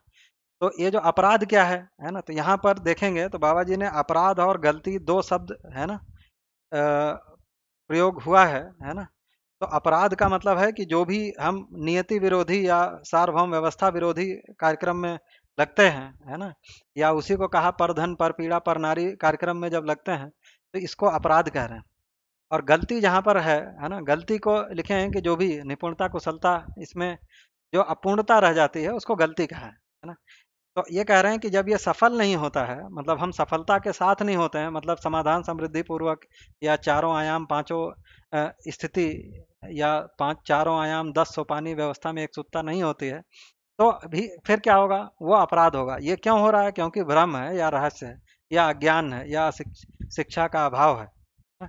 तो इस वश जो है वो अपराध है। अब इसी को लिखा है कि इसी को अमानवीयतापूर्ण आचरण या अमानवीय जीवन के रूप में लिख रहे हैं। तो इसकी संभावना जो है, ये अपराध की संभावना चारों अवस्थाओं, ये चार अवस्था मतलब ये शरीर की अवस्था की बात हो रही है। मतलब ये जो है ना, हम प्रकृति में चार अवस्था पढ़ते हैं उसकी बात नहीं कर रहे हैं। तो चारों अवस्थाओं मतलब ये जो लिखा है बाल्यकाल, कौमार, कौमार युवा, युवा प्रौढ़, प्रौढ़ वृद्धा अवस्था दृष्टव्य है। तो इसी को मतलब चार अवस्था कह रहे हैं। मतलब ये शरीर की अवस्था की बात हो रही है ना। मतलब पहली जो अवस्था है, मतलब मोटा मोटा 0 से 7-8 साल तक मान सकते हैं ना, कौमार से युवा अवस्था जो भी 15-16 साल तक, है ना। और फिर मतलब युवा से प्रौढ़ 16 से मान लीजिए 25 या 30 वर्ष, और प्रौढ़ मतलब 50 वर्ष एक मान सकते हैं, या उससे 50 से 60 जो भी है, मतलब उसके ऊपर जो भी वृद्धावस्था। तो ये शरीर की अवस्थाएं हैं। और पांचों स्थितियां तो जीने की जो पांचों स्थितियां हैं व्यक्ति के रूप में, परिवार, समाज, राष्ट्र, अंतर्राष्ट्र, है ना, ये पांचों स्थितियां हैं। तो ये कह रहे हैं कि ये जो अमानवीय जीवन है, अगर अमानवीयता है तो ये संभावना ये चारों मतलब पांचों स्थितियों, चारों स्थितियों और पांचों चारों अवस्थाओं और पांचों स्थितियों में है। इन्हीं अवस्थाओं में विभिन्न कारणवश अपराध प्रवृत्तियों की क्रियाशीलता मानव में पाई जाती है। क्योंकि वही कि दो कारण है, मतलब मानवीय शिक्षा संस्कार का अभाव है, और या उसी को अलग भाषा में कहें तो मतलब मानवीय विधि संस्कृति सभ्यता व्यवस्था जो है वो सुनिश्चित नहीं है इस अर्थ में। फिर ये अपराध की प्रवृत्तियां हैं। अब ये लिख रहे हैं कि प्रधानतः शिशु कौमार्य अवस्था में अपराध की संभावना माता पिता के संरक्षण के बिना नहीं होती है। कौमार्य अवस्था में अज्ञान कौतूहलवश माता पिता और साथियों के प्रोत्साहन में अपराध किए जाते हैं। युवा प्रौढ़ावस्था में मानव अज्ञान, कौतूहल, प्रलोभन, अत्याशा, कामुकता एवं अभाववश परिवार और साथियों की स्थिति परिस्थिति की व्यवस्थावश अपराध करता है। प्रौढ़ावस्था में प्रधानतः अज्ञान, अत्याशा एवं अभाव परिस्थिति बाध्यता पूर्वक अपराध करना प्रसिद्ध है। बाल अपराध में प्रधानतः अभिभावकों का कौमार्य अवस्था